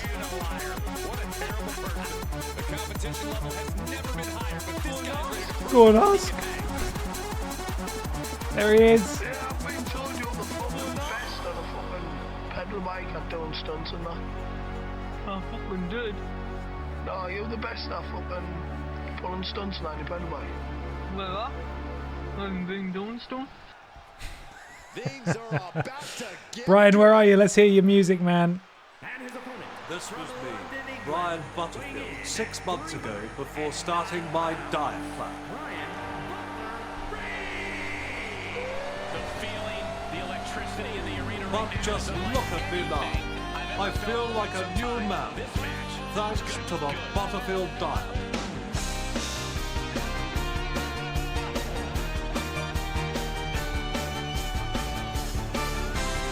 Pizza, birthday pie, pints of cream, pork cinnamon, potato grits, artificial bacon, large mac, sandwich casserole, chocolate quail's eggs, garlic wood, fluffy rock, hoisin crispy, pasta pillow, bon, quiches Lorraine.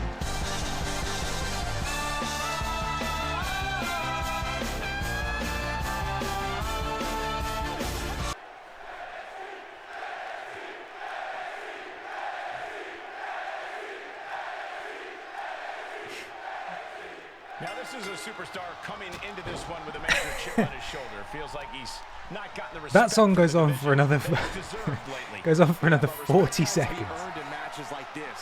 We didn't even get through half of it. Oh, Christ alive. The respect Okay, well, let's hope he wins so we get to hear the whole thing, right? In fact, regardless, maybe we just conclude the stream with the entire Brian Butterfield song. Unbelievable. Amazing work, Ben Cooper. A reminder, if you're watching live, pinned at the top of the chat is a link to the album, BENXT Volume 1. You can download all the songs, you can listen to them. And if you're watching the VOD, it will be in the description as well. Oh, fuck me. Brian in full control so far. Michael Jugson got the first victory. They have been in 2 unofficial matches so far.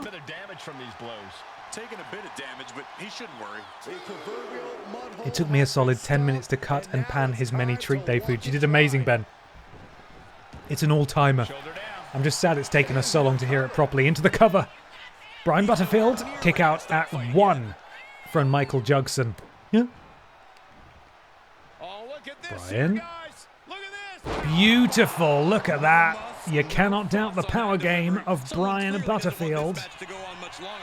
Boot to the face. Michael Jugson manages to escape the offense of Brian Butterfield. Rolls him over to the ground. Runs. Bounces off the ropes. What's he going for here? Basement drop kick. They love that. They love that on BENXT. One of the most popular moves. Along with springboard moonsaults, which everybody fucking does, apparently. Butterfield off the ropes. Oh, Jugson went for it early. Misses twice. And Butterfield manages to capitalize with a huge running shoulder tackle. Boot to the gut. DDT. DDT, of course, stands for Delicious Dietary Treats. Oh, Enziguri. And Jugson now into the cover. I don't think that's going to work. Kick out by Butterfield. Jugson. Extra 50s worth of kick to the face. Extra 50s worth of snapmare takedown. Extra 50s worth of bounces off the rope. And an extra 50s worth of basement drop kick as well. Rolls over Butterfield. Boot to the spine. Into the cover. Could this be it? And a kick out at 2. Elbow drop. To a prone Butterfield. Hey Ben, quick question. Was there mention of a crash rank list going out on TJ before the end, or did I imagine that? You did not imagine that at all. It's been an unfortunate consequence of... Oh my goodness. Oh, look at that massive thundering sit-out powerbomb from the drop rope and top rope, sorry. An avalanche powerbomb, if you will. No, you're not imagining that at all. It was sadly a casualty of people moving out of the office, basically. The freelance editors were in charge of that one in terms of the editing, and they did it, and by all accounts did an amazing job.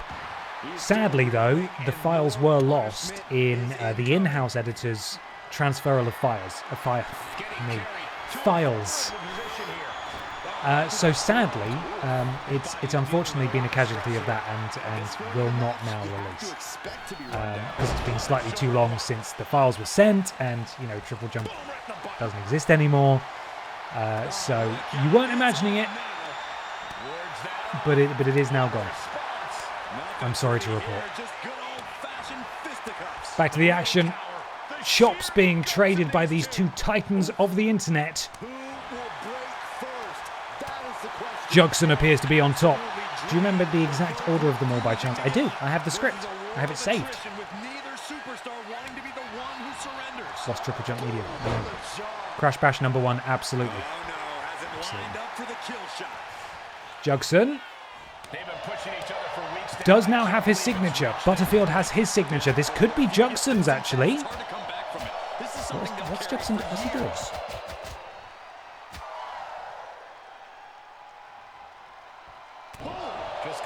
What was that? That was such a weird move. Jugson, springboard facebuster, or bulldog, sorry. That was beautiful. Jugson fully in control. He has a signature. He has a finisher. Butterfield has a signature as well. Not looking good for Butterfield. Massive leaping senton. That was the finisher of Jugson. This could be Michael Jugson's. And Jugson's done it. In spite of the impressive early offense from Brian Butterfield, Jugson has won big. He's won big on BENXT Scandalous. Oh, look at him there. The Blue Wonder.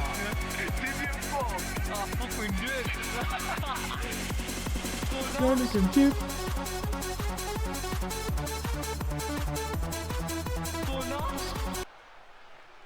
Well done, Jugson. You did it. This shirt is so good. It really is. Sorry, I didn't look at the chat when I asked you earlier, Lord Brotovich, who made that character. Did you make that shirt as well? Because that, you know, you could sell that. People would buy that. They would. You doubt me, but they really would, I promise you. Now, sadly, we are going to have to call time on tonight's stream. We will finish by listening to Brian Butterfield's full entrance music together as a family. I want to thank you so much for joining me tonight. I'll be back with more BENXT live next Wednesday at 6 p.m, where we will conclude BENXT Scandalous. Tomorrow morning, I'll be live at 11 a.m, perhaps feeling a little sore-headed, but we'll roll with it. Playing some more Japanese Dark Souls. Do join me if you fancy. Have me on in the background at work. I'd love to be there, just sort of talking to you while I get frustrated and really cross because I don't understand what's going on. But I hope you've enjoyed this evening. Thank you so much. I will hand things over now to Mr. Butterfield himself. Farewell, everybody. This was me, Brian Butterfield, farewell. 6 months ago before starting my diet plan.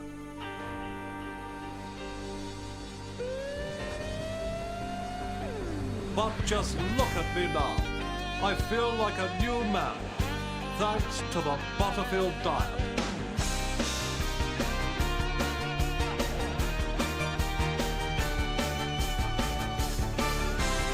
Pizza, birthday pie, pints of cream, pork cylinders, potato grid, artificial bacon, large mac, sandwich casserole, chocolate quail's egg, garlic pudding, fluffy ruff, hoisin crispy pasta pillow, bon, quiches Lorraine.